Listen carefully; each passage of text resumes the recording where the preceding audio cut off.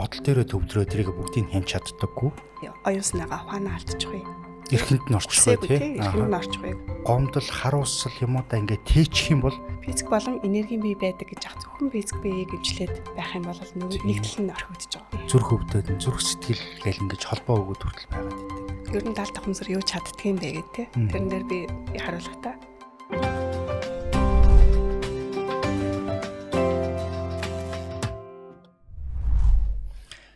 Сайн байцгаана өрхөн мөндөд үзэгчтэй. Сайн байцгаана өрхөн мөндөд сонсогчдоо. Цахимж подкастын шинэ дугаар эхлэхэд бэлэн болоод байна. За өнөөдрийн дугаар дээр энерги ба ховс эмчилгээ гэсэн сэдвээр ярилцахаар энергийн мэрэгсэн эмчилгээгч, энергийн сэтгэл засалж, ховсын хөтөж, экологийн ухааны доктор Пүрв Дэрлэгэр багш хүрэлцэн ирсэн байгаа. За танд энэ өдрийн мэнд хүргэе. За өдрийн мэнд баярлалаа. Нэвтрүүлэгтээ оролцуулж байгаад. Миний хувьд ховс эмчилгээ энерги гэдэг сэдв их сонирхолтой байна л да. Би анагаах ухааны сургууль сурж явах үедээ оюутан байхдаа энерги чиглэлийг маш их сонирхдаг байсан. Тэгээ анагаах ухааны сэдв чи өөрөө илүү материалист үзэл дээр суурлаад идэг. Бүх юм үзэгдэж байгаа харагдаж байгаа юмдаа итгэнэ гэдэг. Хажууд нь энерги гэдэг чи илүү идеал талдаа харагдахгүй баригдахгүй. Одоогийн шинжилгээ ухаан техник технологийн хувьд бол бүрэн тайлж чадаагүй ийм сэдвийг сонирхдаг байсан. Тэгээ энэ сэдвэрээ өнөөдөр тантай бас ярилцах болсондоо их баяртай байна. Тэр тусмаа энерги ийм ховс эмчилгээний талаар. Тэгэхээр ер нь ховс эмчилгээг бол бид нэр ерөнхийдөө бол мэднэ. Яг энэ энергийн ховс эмчилгээ болон нөгөө клиник ховс болоод энэ сэтгэл зүйчдийн хийдэг ховс хоёрын ялгаа ер нь юун дээрээ тогтож байна.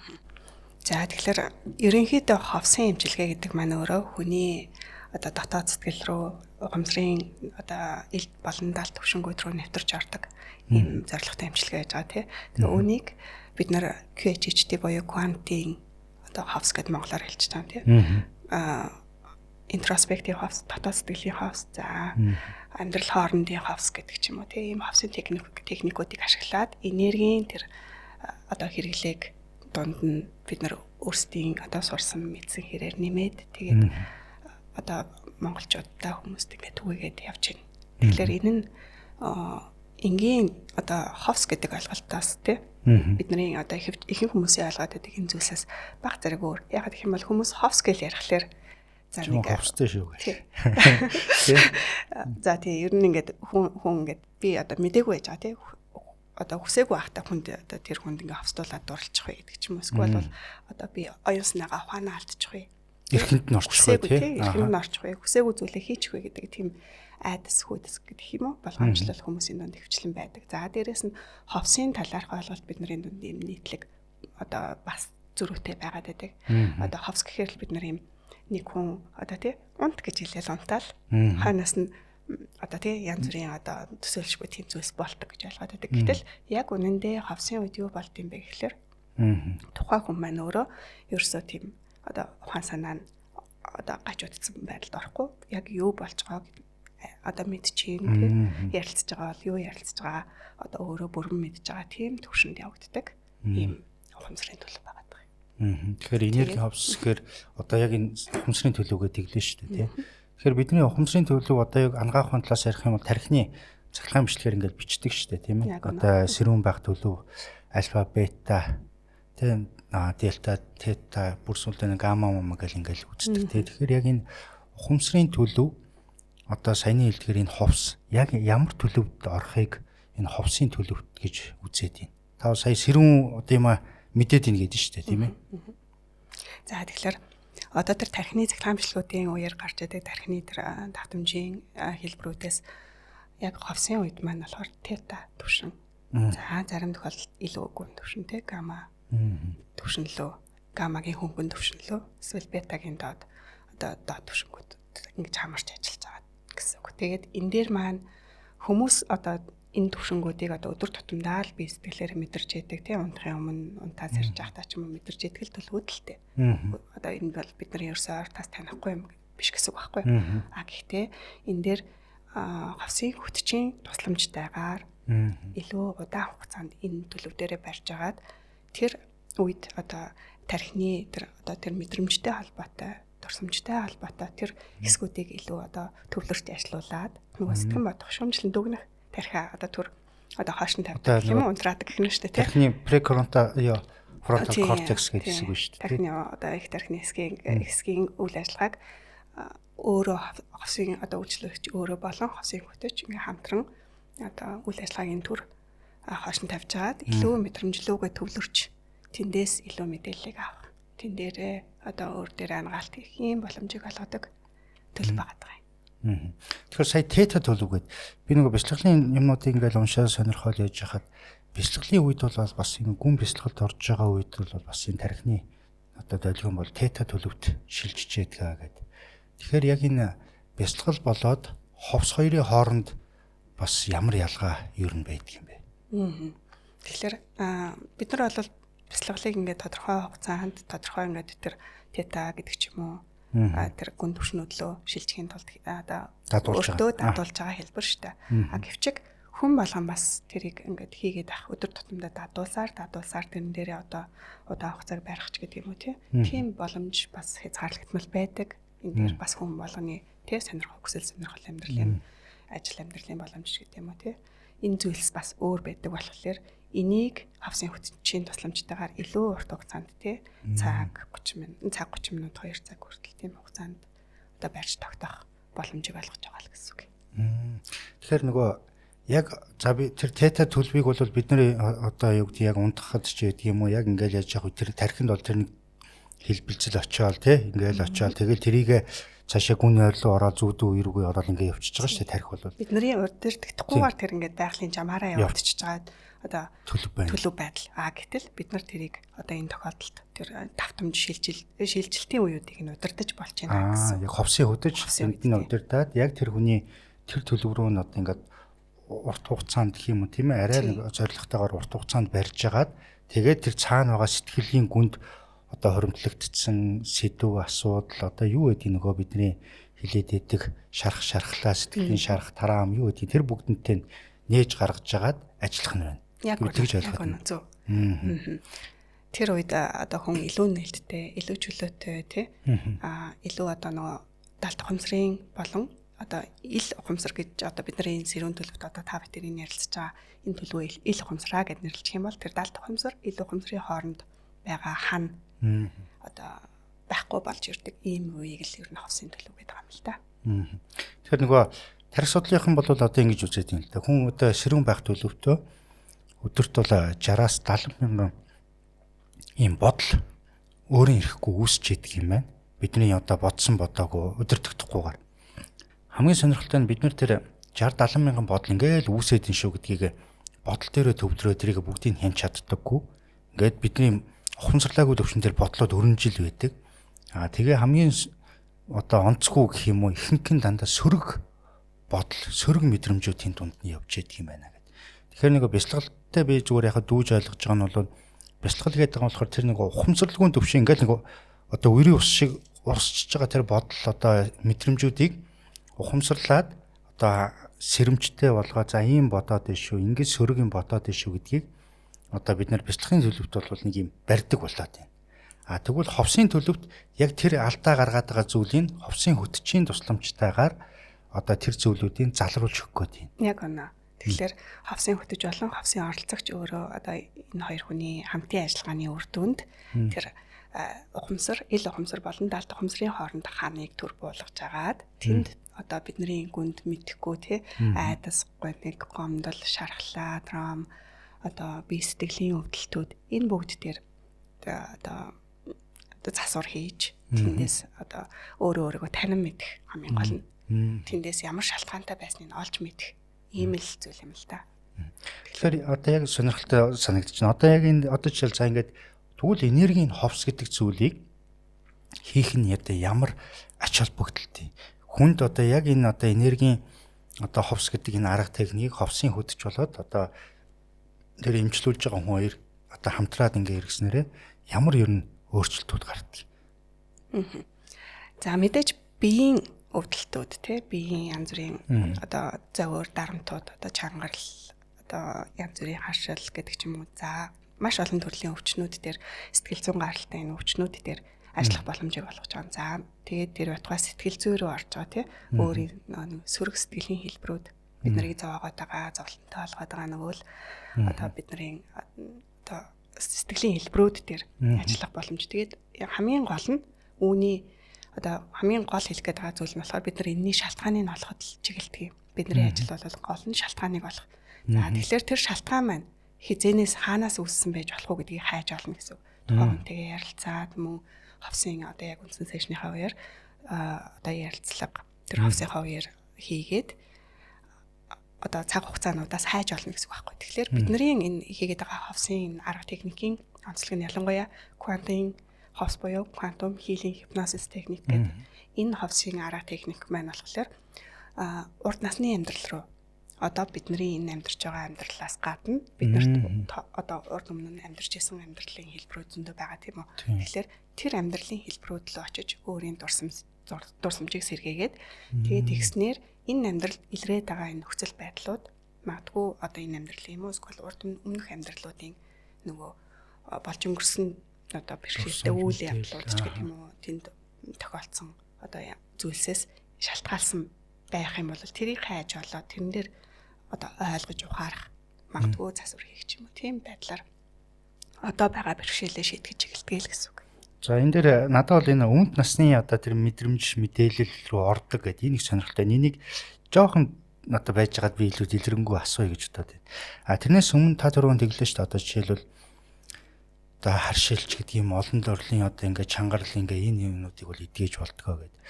Одоо ангаа уханд бол за харшлах юм бол яг хүний бие махбод дээр өрнөж байгаа дархлын урвалууд энэ дундаа хэдэн мэрэгжлийн одоо урвалууд дээрээс үндэслээд одоо тэр харшил төрүүлээд байгаа стамиж гэдэг юм юмнууд нь ялгараад одоо тэр олон шинжүүд илрээд ийна гэдэг тэр процесс талаас нь л тайлбарлаад байдаг. Тэгэнгүүт одоо илүү энэ парапсихолог одоо таны энерги одоо эзотерик талаас ярих юм бол хүний энэ сэтгэлийн юмнуудтай холбогдчихдаг тийм ээ. За тэн дээр яг ингээд бодит жишээнүүд жишээлбэл одоо энэ хайрстуулд псириац гэдэг юм хүмүүс одоо их байна л да. Ангаах дээр болохоор энэ бол дархлааны одоо суурь одоо механизмаар үүсээд идэг. Яг практик дээр шууд одоо юу гэдэг харшил төрүүлэгч нөлөөлөхөөс илүүтэйгээр хүн сэтгэл зүйн хувьд гинт одоо хямрах, стресс авах, тэрний дараа сэтэрчлээ гэдэг ингээ гарч ирээд идэг. Тэгэхээр одоо яг таны одоо энэ энергийн ховс имчилгээнд одоо ороод идэгж байгаа одоо эсвэл илааршил өгж байгаа ямар одоо яг бодит кейсүүд байна. Тэр талаас нь ойлголоо яриад явж байна.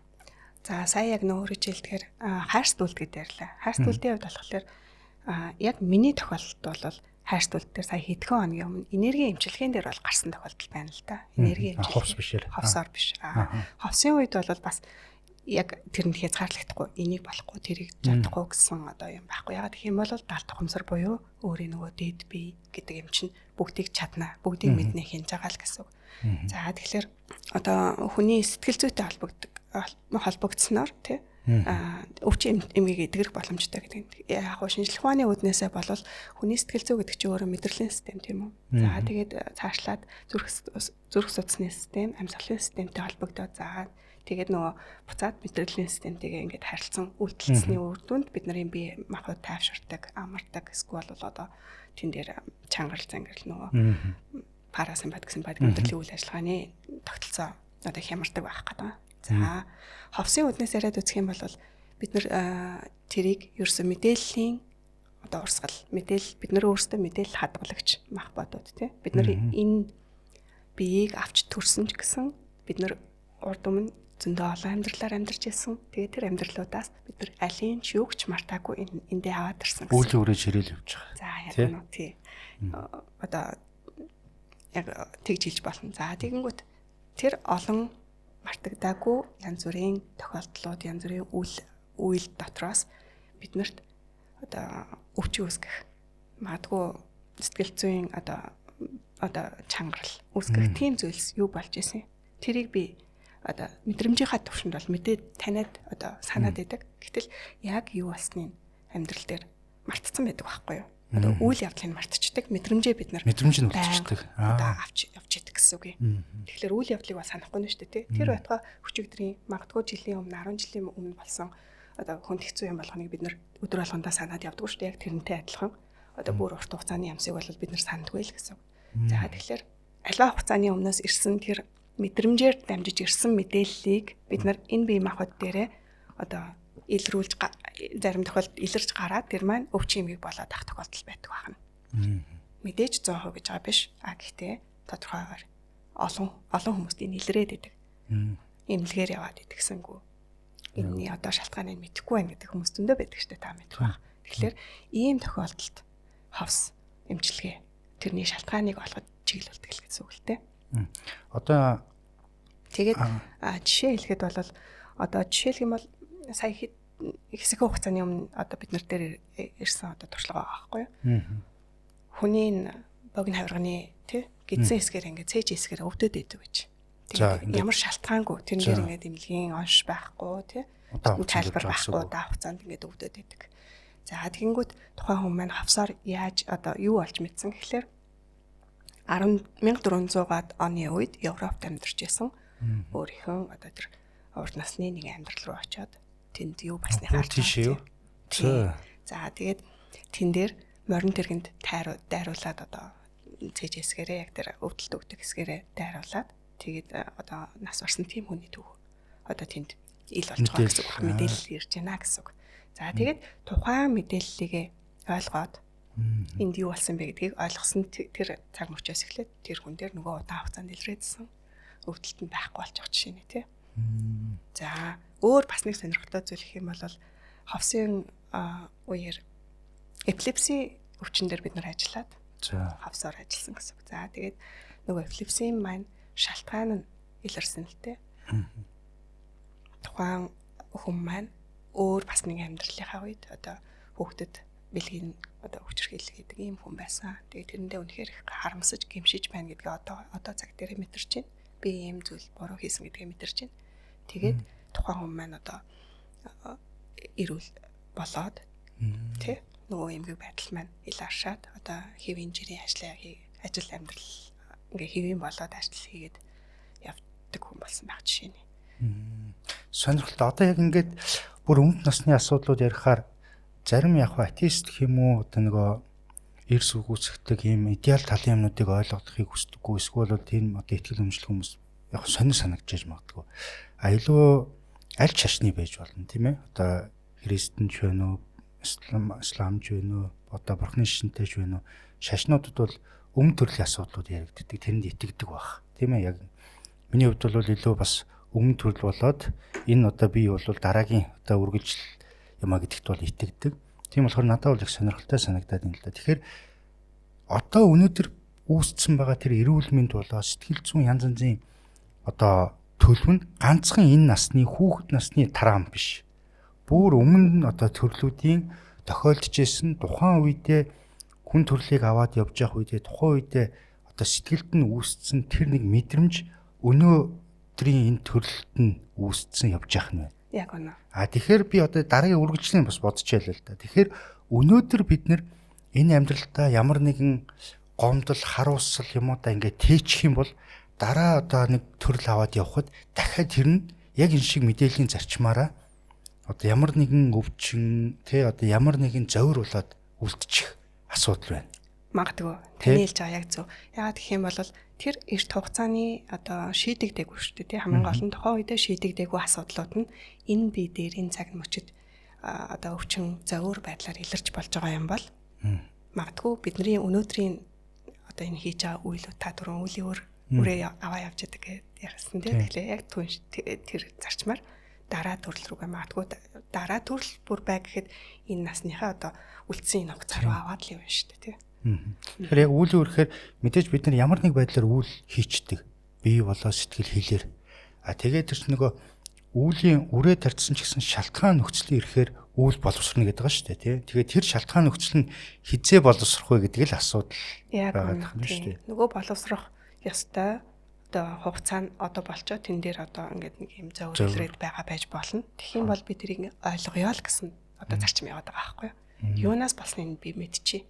Яг боддоор таниад мэдчих юм бол танин мэд үйл ажиллагаа явагч юм гэсэн үг. Тэгэхээр танин мэд үйл ажиллагаа явагдлаа тэн дээр ойлголт ирлээ, тайвшрал ирлээ гэсэн юм зарчим одоо дагалдаад явж байна гэсэн үг л дээ. Нэг ойлгомжгүй юм дээр л хүний сэтгэл ингээл ямраал эсвэл бол янз янзын юм үйлдэл үүсээд идэг шүү дээ тий. Тэгэхээр нөгөө танин мэдүүлэх процесс руу л одоо өөртөө одоо дэмжиж өгöd нэг гэсэн үг шүү дээ. Яг үнэ. Тий. Тэрийг одоо мартцсан байдаг ч юм уу тий. Тэр зүйлсийг л одоо сануулъя. Сануулснараа танин мэдье. За ийм байх боломжтой байна гэдгийг ойлгочлоо. Тий. Гингүүд тэнд одоо үйлдэлийн одоо зангилаа тайлгарч байдаг байхгүй. Одоо жишээлх юм бол бас нэг юм жишээ байна л да.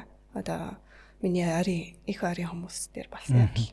Хоёр хүн ингээд харилцаанд маш одоо сайхан харилцаатай. Тэгээ ялангуяа одоо нэг нь нөгөөдөө бүр илүү. За энэ дээр эрэгтэй эмэгтэй хүмүүсийн хайр сэтгэл бол ерөөсөө яригдаагүй тий. Зүгээр хоёр хүн хоорондын харилцаа. Тэгээд тэнд одоо нэг нь нөгөө хүнээ илүү ингээ хасарч инрэх тий туслах дэмжих юм харилцаа явагдаадсан. Гэхдээ яагаад гэдгээ тухайн хүн ерөөсөө ойлгодоггүй. Тэгээ ховсын үед юу олж мэдсэн гэхлээр тэр хоёр хүн маань урд насандаа эгч дүүс байжээ. Тэгээ энэ одоо амьдралдаа бол шал өөр хоёр гэр бүлд ингээд хамаагүй болоод төрчлөө шүү дээ. Гэхдээ яг энэ хоёр хүн уулзлаа. Тэр хоёр хүнд ийм ойр дотн байх сэтгэл үүслээ тий. Биентэйгээ ойр дотн биеийнээ түших юм сэтгэл үүслээ. Тэгэнгүүт үүний тайлал нь яагаад тэр хүн тэгвэл одоо хүртэл энэ хүнийг ингээд асар одоо дэмжсээр байгаа юм бэ гэдэг дээр болохоор тухайн үед эгч нь байж тий. Дүү нь болохоор эгчтэй ингээд эрхэлж гомдож явж байгаад ингээд хүл алдаад хатнаас алтраад унчихсан. Тэгэнгүүт эгч нь тэнд өөр дээрээ маш их ингээд гимшил, харамсал, буруутгалыг өөр дээрээ мэдэрч үлдсэн. Тийм шийдэгдээгүй түүх байгаа байхгүй. Тэгэнгүүт тэнд ийм үйл явдал болжээ. Тэгээд одоо тэр гимшлээ, тэр харуулслаа, тэр одоо тэр харуулслаас үүдсэн тэр нэг сэтгэлийг одоо энд тайлах гад тэр хүнд илүү ингээ сайн хандаад байна гэсэн юм байна. За мэдээж нөгөө олон төрөлтөө одоо ихнэр нөхөрч гэдэг юм уу хасын харилцаатай явсан хүмүүс бас байж болно те байдаг. Тэгэнгүүт эднэр ингээд дараа төрөлтөө ч гэсэн ингээд бие биенээ олоод очих тохиолдлууд ч бас байдаг. Гэх мэтлээ. Сонирхолтой л санагдчихээн. Зарим нь бүр ингээд зохиолч юм шиг те одоо тэгэхээр одоо ингээд за ингээд эгчлүү байлаа ийм тийм гэлээгээд ингээд юмудаа таньж мэдээд шүү дээ. Бүр өмнөх тэгэхээр тэрийг одоо хүнд өөрт нь ямар байдлаар тэр мэдээллүүд ирээд байгаа. Ингээд зүгээр ингээд зохиол уншиж байгаа шиг шууд ихэнд оюун санаанд нь буугаад ийнү тэр надад бас сонирхолтой санагдаад байна. Яг тэр нэг ховсод ороод одоо хөтчөөр өдөрдүүлж явах үед. Эсвэл одоо ховсыг хөтөж хийж байгаа хүн тэр мэдээллийг уншаа танд ийм байх шүү гэдгийг хэлээд ийнү. Эсвэл тэр хүн өөрөө яг өөрөө дотроосоо мэдэрч гаргаж ирээд ийнү. Тэгэхээр яг хүмүүсэн дээр яг ийм одоо эргэлзээ асуулттай л байдаг л та. Тэгэхээр энийг тухайн хүн өөрөө мэдэрдэг юм. Тэгэхээр хүн болгоны мэдрэмж, мэдээллийг хүлээж авах байдал, тий чадвар өөр шүү дээ. Тэгэхээр тухайн хүнд мэдээлэл ямар хэлбэрээр ирэх нь бол өөр байж болно. Одоо мэдрэмжээр, харааны дүрслэлээр, магадгүй сонсголын одоо хэлбэрээр ч юм уу тий. Янз бүрээр илэрч болно. Гэхдээ тухайн тэр болж байгаа, тохиолдож байгаа үйл явц чинь тухайн хүндээ л өөрт нь маш онцгой байдаг байхгүй юу? Тийм учраас тэрэнд нь л одоо тэр мэдрэмжээ мэдэрч авахт нь хөтөж туслана гэсэн. Тэрнээс бол тухайн хүнийг одоо тий чи яванд одоо чи тийм хараарай одоо гэж хүчилсэн төрслөл ерөөсөө өсөхгүй л тий. Тэгэхээр яг бас байх боломжтой надад бол тийм гаргалгаа гарч ин ягаад гэхээр за бид нар бол бурхны шинтэй ийм уламжлалтай ард юм. За өндөр гэгийн зан узар анх дугаар богд дээр одоо зүгээр би сая дүүж бодлоо л да.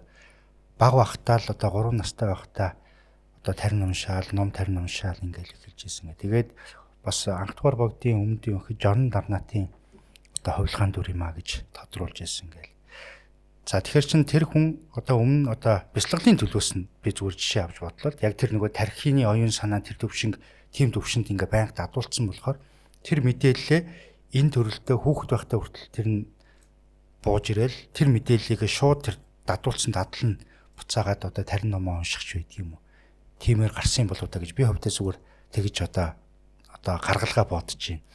Одоо жишээлбэл нөгөө Жодлүүжингийн одоо үнэлж мажиг лавдмагийн намтрыг үзэж явахд хүртэл яг л бас багтаа тийм шууд таринаа уншаал ингээл хэлжсэн. Тэгэл бас өмнө төр нь хувилгаан дүр байсан ингээд. За ингээд дээдс одоо ингээд үйлс бүтээлэнд илэрсэн хүмүүстэр хувилгаан дүр гэж бариад.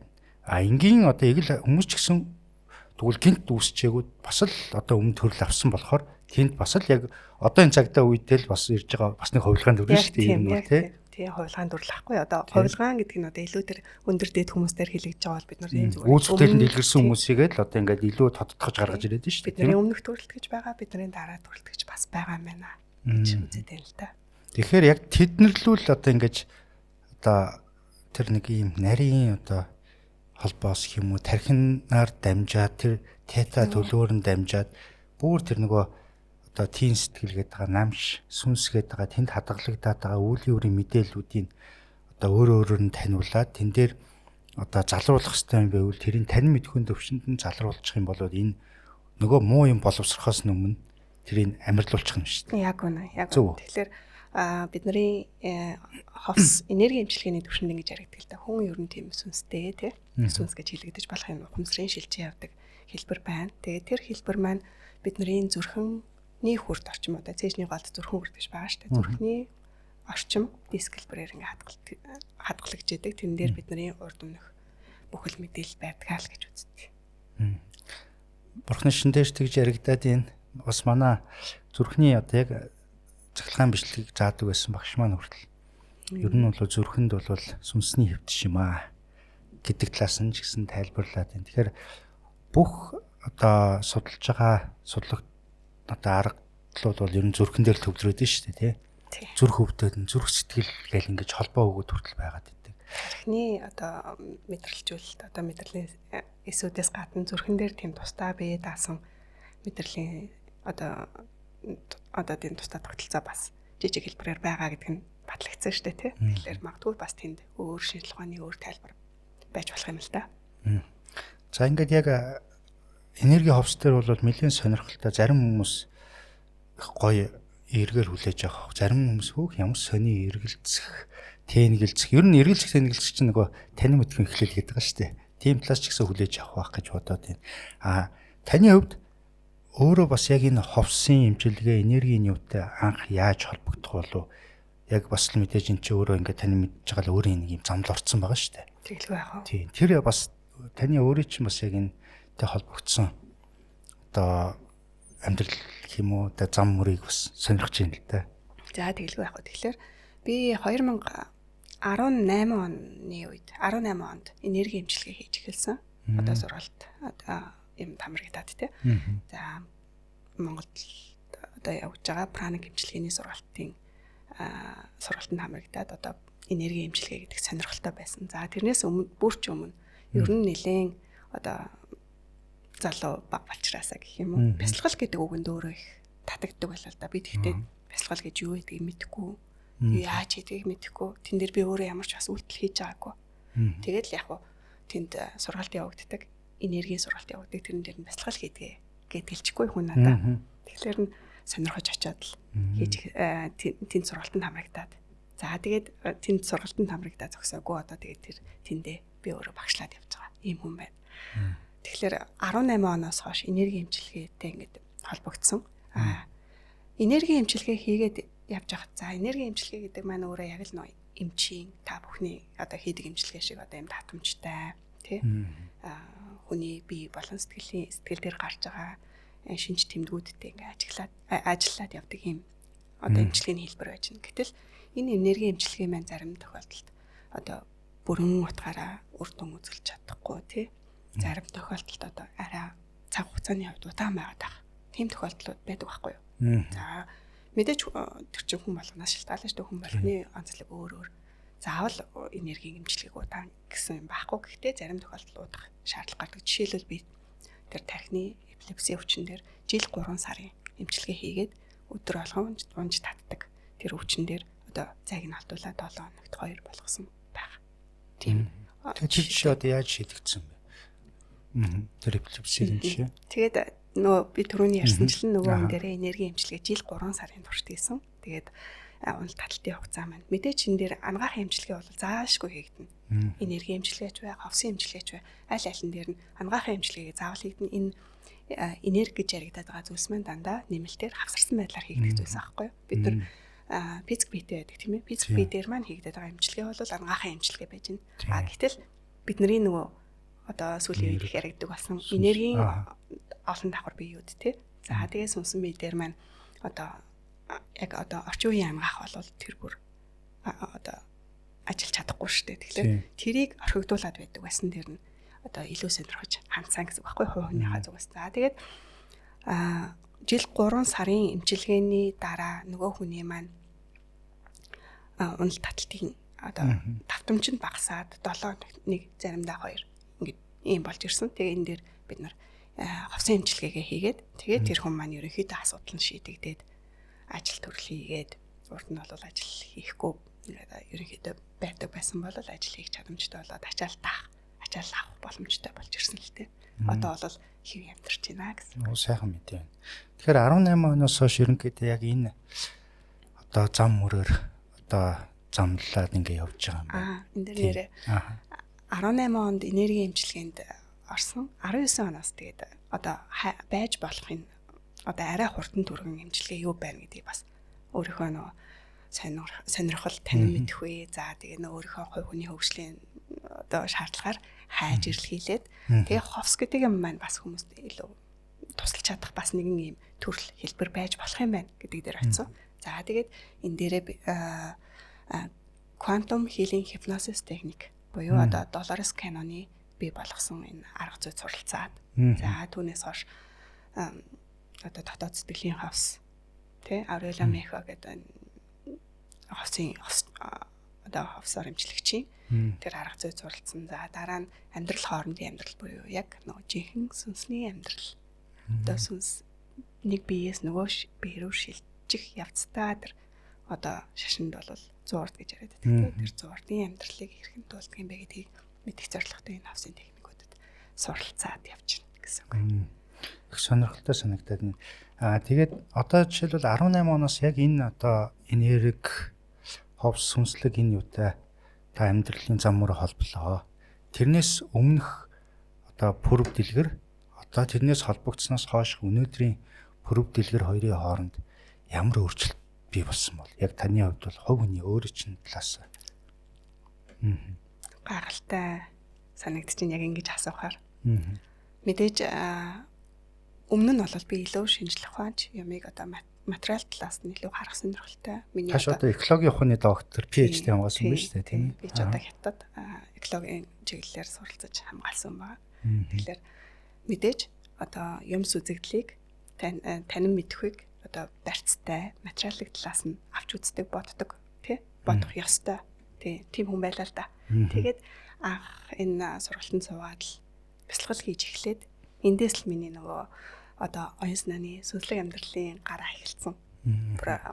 Одоо бол би ерөөсөө үлгэр домог дотор амьдарч байгаа юм шиг тийм л гоё сонин амьдрал би олцсон л та надад. Өмнө нь яг мэдээж л муухай бол амьдраагүй. Гэхдээ л яг л бусдын адил хийдгээ хийгээд л явж байсан бол одоо илүү миний одоо юу гэх юм амьдралын чиглэл тийм бусдын тусын тулд өмнө нь бол мэдээж одоо өөрийнхөө хэмжээнд л одоо сайнараа байхыг хичээдэг байсан. Гэтэл тэнд сэтгэл зүйн асуудлууд тодорхой түвшинд одоо ингээд шийдэгдээд эхлэх жишээний тий. За тэгээд бие махбодын өөрчлөлтүүд гэх мэтлэн энэ нөгөө нэг энергитэй холбоотой, ховстой холбоотой энэ нэг хүмүүст магадгүй зарим хүмүүст эд шийд юм шиг санагдаж болох энэ зүйлсийг одоо яг өөрөө судлаад яг яагаад тэгвэл энэ ингэж явагдаад байгаа юм бэ гэдгийг илүү өөрийн биеэр судлаад мэдээд ирэхлээр энэ дээр одоо хариултууд ирээд одоо бол би зүгээр гайхалж байгаа шиг сонсогдчих юм болоо. Ерөөсөө би үлгэр татар амьдардаг хүн. Гоё их гоё мэдрэмж. Тэгэхээр нэг ертөнцийг үзэх үзэл ертөнцийг харж байгаа юм их өөр юм уужим дэлгэрэл яг үнэ. Тэгээд энерги одоо энэ талт ухаан гэж нэрлэх юм уу? Энэ далдын одоо эсвэл оюун санааны гэж нэрлэж байгаа энэ амьдрал маань одоо шинжлэх ухаанаар ярих юм бол шинжлэх ухаан гэдэг чинь тий байгалийн ухаан, нийгмийн ухаан. За байгалийн ухаан дотроо одоо хим, физик, мат, биологч гэдэг юм ингээд задраад явдагтай адилхан. Оюун санааны энэ амьдрал гэдэг чинь дотроо маш их судлагдгуунтай, бидний танин мэдээгүй, танин мэдэх шаардлагатай олон хэлбэрийг агуулдаг ийм зүйл байж гэн тий. Тэгээд одоо энэ лүү хүн болгон өөрийнхөө замаар явдаг юм байна. Жишээлх юм бол одоо зарим нь шашин шүтлэгтэй, ихтгэл үнэмшилтэй байна. Зарим нь одоо өөр бусад зүйлсийг сонирхож байна. За гэтэл бүр зарим нь атеист буюу тэр шашингүй үзэлтэй байж байна. Энэ нь ч гэсэн ерөөсөө аль талтаач тухайн хүний буруу биш. Тухайн хүний л өөрийн явах ёстой зам мөр эсвэл өөрийн тухайн төвшөндөө хэрэгжүүлж одоо хийж байгаа л одоо амьдралын хэлбэр байдал болж байгаа юм л та. Яг сайн тэр оюун санааны энэ зам мөр ихгүй сонирхолтой санагч нь. Одоо жишээлбэл бүх юм дээр өөр өөрийн өнцгөөсөө л хараад нэг уулын дэшээ матсаж штэ тийм ээ. За бурхны шин дээр түрүүн хоёул ингээл ярихад одоо тарны бяцлаглууд ороод ирэхээр бүхэл нөгөө хүрд гэдэг юмуд яригдаал эхэлдэг, хийм биенүүд яригдаал эхэлдэг. Нөгөө умром жом гэсэн судлууд яригдаал эхэлдэг. За би энтхийн нөгөө йогийн сургалтуудад очиж суухад бас л адилхан хүрдүүд яригдаал эхэлдэг. Илүү нөгөө санскрит хэлээрээ тайлбарлагдсан арай өөр талаас нь жоохон байгаа боловч нэг л зүйл яригдчихэйдэг. Яг энэ эзотерик, биоэнерги одоо энэ оюуны одоо энэ талаас нь ингээл ярихаа бас л адилхан мөн энергиуд нь яригдчихээн, хүрдүүд нь яригдаад байна. Тэгэхээр энэ дээр нөгөө хүн хүний одоо туулаад зориод явж байгаа зам мөрнөл өөр болохоос биш нэг л оюуны зүйл рүү одоо зориод байна тийм ээ. Тийм. Хүн болгоны одоо зорилго бол нэг л зүгтээ. Харин ямар замаар одоо уулын оргил дээр хүрэх гэжсэн бол уулын баруун талаар нь явах, зүүн талаар нь явах шууд их авиргууч гэдэг юм уу тийм эдгээр нь л өөр байна гэсэн үг. Их сонирхолтой. Ер нь бол миний нөгөө дуртай сэдвийг одоо нөгөө арай шашнаас эн чинь гэхдээ яг нөгөө шашнаас жоохон ангид болоо явчих. Шашнаас ангид тийм. Тэ тэгсэн мөртлөө арга аргачлалууд. Тийм арга аргачлал нь илүү одоо орчин үеийн бидний тийм амьдралын хэлбэр одоо сэтгэлгээний хэм маягт илүү таарсан байдлаар би болсон юм арга аргачлалууд гэсэн үг л дээ. Тэгээ сая ингээ ховс гэдээ ярьлаа, сүнслэг мэдрэмж, оюун энерги яригдж байна. Одоо орчин цагт бол тэрс ма залуучууд маань сүнсний сэргэлт гэдэг нэр томьёогоор их одоо яригдаад ах шиг байна. Баруунд болохоор Kundalini Waking гэдэг те. Энэ зүйлүүдийг ер нь та юу гэж тайлбарлах вэ? Тэгэхээр яг одоо үннээ хэлэхэд би энэ сүнсний сэргэлт. За үеийн өөр энэ мэдээж байдаг л зүйлсэлтэй. Гэхдээ би ийм одоо том нэр томьёонуудыг одоо авч хэрэглэхээс айгаад байдаг байхгүй юу? Айгаад эмээгээд айн гэхээс илүү эмээсэн. Гэхдээ яг үнэхээр бол байдаг л зүйлс.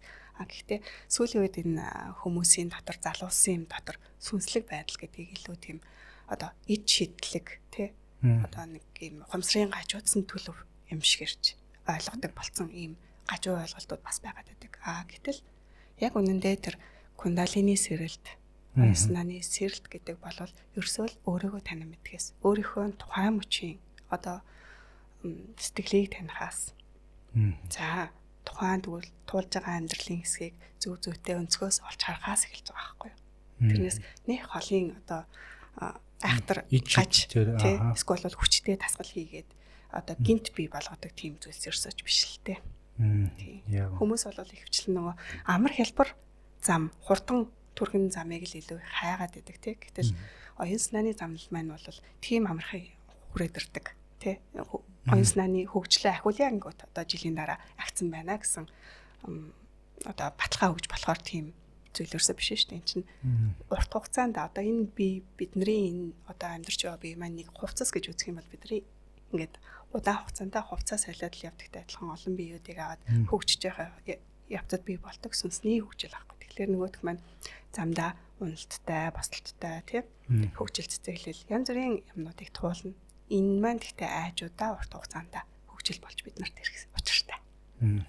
Тэгэхээр одоо яг Kundalini Waking одоо ингээд сүнсний юмнууд гэл ингээд ярьж байна. Та түрүүнд нөгөө бяцлаглалын ховсын төлөвт ороод явхад яг тэр одоо өнгөрсөн энэ амьдралын өнгөрсөн үе болоод бүр өмнөх амьдралын нэг юм мэдрэгдсэн мэдрэмжүүдийг таньж мэдээд ингээд юм илэрчдэг гэдэг ингэсэн шүү дээ. Бурхны шинд бол аливаа юм сүзэгдлийг бол бэлэг бэлгүүний төвшөнд таньж мэдэх хэрэгтэй гэдэг байгаа шүү дээ. Нөгөө эндүрсэн сэтгэлээр биш. Аливаа юм чи ингээд бидний харагдаж байгаа юм үнэнгээ харагдаж байгаа юм яг үнэ хэрэгтэй бол бидний тэр нөгөө туйлын үнэн бол бас биш байна. Тэгэхээр бол юмыг ингэж уг үндэстэй нь одоо ойлгох юм бол бидний нөгөө зовлон байхгүй болно гэдэг энгийнээр бол нэг тийм хугтхан яваад байна шүү дээ. Тэгэхээр яг тэр ховсын үед одоо юмыг танин мэдэх нэг процесс байна шүү дээ. Буруу танин мэдчихвэл яах вэ? Тэгээ тийм бас үзэгдэл байж болох уу? Эсвэл тэрийг нөгөө яг ин байгаагаар нь тэр яг юм сүзэгдлийг тэр бэлэг бэлгүүний төвшөнд нь яг яаж таних вэ тэрийг? Тэгэхээр түрүүн би нөө ярин завсраа хэлсэн. Ухамсар одоо энэ сэрүүн төлөвийн ухамсар, далд ухамсар хоёрын хооронд хана одоо арилах тэргийг бид нар энэ ховсын төлөв гэж нэрлэж байгаа.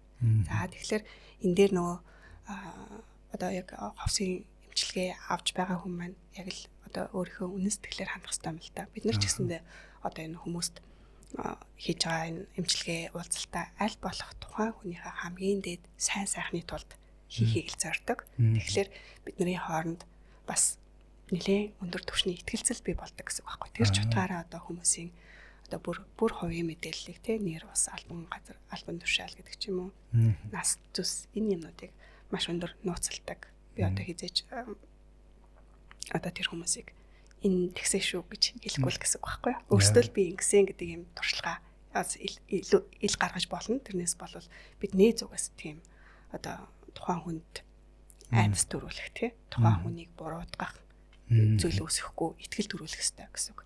Итгэлцлийн үүдэн дээр энэ үйл явц маань одоо гүн болж байгаа. За дээрэс нь хүмүүс нөгөө нэг ийм сонжих байдлаар тий хавс гэж юу байдгийг ингээд нэг тань одоо үзчихье гэсэн байдлаар. За эсвэл бол энэ хүн өөрөө юу чаддгийг гэсэн байдлаар бас хандах тийм тохиолдлууд байдаг. Тэгэхээр тухайн хүний маань өөрийн нөгөө асууж ирж байгаа асуулт гэдэг ч юм уу тэр асуудалт нь шийдэл олдохгүй байх. За магадгүй бас ингээ өндөр хүлээлт үүсгэждэг хүмүүс. Хүлээлттэй байхлаар ерөөсөө тэр хүлээлтэнд нь хүрдэггүй хэзээч. Ягаад гэвэл хүн болгоны тэр дотроо бодож байгаа хүлээлт гэдэг чинь одоо болох одоо энэ амьдрал дээр болоод байгаа тэр үйл явцаас шал өөр байгаад ддаг. Өөрийнх нь хүлээлт хэзээч биелэхгүй гэсэн үг байхгүй юу? Тэгэхээр энэ дээр илүү нөгөө чөлөөтэй нээлттэй байж үннээрээ байх хэрэгтэй гэсэн үг. Тэгжээж л энэ бүх одоо сэтгэлийн энэ зангилаа, чангарал, элдв одоо энэ нөгөө эго суурьтай бодлууд байхгүй болсон цаг тэр цаана юм нэгдэх гэдэг тийм. Яг байна. Тэгээд тэр хоёрын хооронд мэдээлэл солилцох. Тэгжээж нөгөө үннийг байгаа чигээр нь тодорхой харах нөхцөл боломж бидэнд гарч ирэх гэдэг байгаа байхгүй юу? Одоо яг таны энэ одоо эзэмшсэн арга техникад энэ quantum healing hypnosis техник гэж шүү дээ. Тэгээ нөгөө introspective бас гэл ингээ хоёр одоо тэгээд нөгөөх нь амьдралаас LBL буюу одоо life between life гэдэг бас нэг хавсын арга гаргачлаа. Ингээд нэг юм одоо энэ дээр миний ойлгочоор нэг юм 3 аргачлал байгаа тийм. Тэ? Сая бол quantum тал нь бол биений ойлгохоор бүр юм өмнө одоо амьдрал руу тэр үеийн өөр одоо бүр тэр намш сэтгэл рүү одоо өнгөдөг юм байна. Саяны introspective гэдэг нь одоо ямар вэ? Тэр нь болохоор ерөнхийдөө илүү одоо энэ за яг энэ болон урд амьдрал руу гэсэн одоо хатуу тийм баригдах зүйл байхгүй. Гэхдээ ихэвчлэн энэ амьдралтаа урд өмнө болоод өнгөрсөн явдлууд лөө. За үгүй мах те урд төрөл рүүгээ ороод нөгөө л одоо болж өнгөрсөн зүйлсээс одоо мэдрэмж мэдээлэл аваад мессеж аваад тэгээд тэн дээр яг тухайн процесс дээр нь бас задлан шинжилгээ засвар хийж байгаа. Энэ процесс байгаа. Квантын хос маань илүү танин мэддэг чиглэлтэй. Интроспектив хос маань илүү засвар чиглэлтэй гэсэн үг. За гэтэл нөгөө сүнсний хос гэж нэрлэгдэж болох тийм. Life between life. Between life. За энэ одоо амьдрал хоорондын амьдрал нэртэй энэ хос маань болохоор бас тэнд илүү одоо юу гэх оюун санааны хөгжил чиглэлтэй. Гэхдээ энийг бид нар ерөөсөө бас нэг тэгж гадуур хүмүүст одоо ингээд хийгээд зарлаад байдаггүй. Яагаад гэх юм бол энэ маань нэлийн одоо юу гэх өндөр түвшний бэлтгэл одоо биднээс ч тэр тухайн одоо оролцогч хүнээс ч гэсэн шаарддаг ийм зүйл байгаад байгаа. Одоо болохоор зөв. Интроспектив талаас нь би зүгээр сая ингээд ярьж байхдаа ойлгоцсон бол илүү одоо энэ амьдрал хүүхэд наснд ч хүний энэ мэдээллүүд маш их одоо суудаг гэж үзээд байгаа шүү дээ. Ангаа ухаанд бол за тарих мэдрэлийн тогтолцоо бол 5 нас хүртэл энэ одоо бүтцийн хувьд бол 90% болчдөг. Тэгэл тань мэдхүү яг тэр үе дээр нөгөө ихэндээ энэ юу вэ гэдэг байсан бол тэрний дараахан энэ яагаад why гэдэг үрийг орчдөг тий. Яг энэ үед болохоор нөгөө хүний тарих бол ихэвчлэн тэр нөгөө хоёулын ярьдаг тэр тета долгион дээр их аливаа юм сүзэгдлийг тэгж харддаг. Яг тэр үед нь хүүхдийг загнах, гэр бүлийн одоо тэр янз янзын асуудал нөгөө тэр одоо ингээл янз янзын одоо сөрөг юмнууд ячаар тэнд хүүхэд тэнд одоо өөрийн мэдгүй ч гэсэн нэг юм одоо сөрөг мэдрэмж авчдаг. Тэгээ тэрийг нь бол одоо бидний хэлээд байгаа нэг тийм травм гэж яриад байна тий. Тэгээд тэнд байгаа сөрөг мэдрэмж нь өнөөдрийн насанд хүрсэн байгаа энэ үед нь одоо зан төлөвт нь илэрч гарч ирээд байна. Тий. Юмсад хандах хандлаганд нь нөлөөлөд байна тий. Тий, аливаа ямиг ингээл уурлаад эсвэл аливаа ямиг сөргөөр хүлээж авах гал эсвэл аливаа ямиг шүмжлэх гээл ингээд идэг одоо тэр хандлагууд тэр 5 хүртэлх наснд үүсэх гээд байна гэж үзээд байна шүү дээ тий. Тэгэхээр би зүгээр асуугаад байгаа нь юу гэхээр магадгүй өнөөдрийн энэ одоо ингээл уурлал, уцаарлал нэг юм зан төлөвийн өөрчлөлт гараад байгаа зүйлийг түүний интроспектив одоо ховсын аргаар тэр үерүүнд татаж авчираад тэн дээр нь засварлах тийм боломжууд байна уу? Яг үнэн.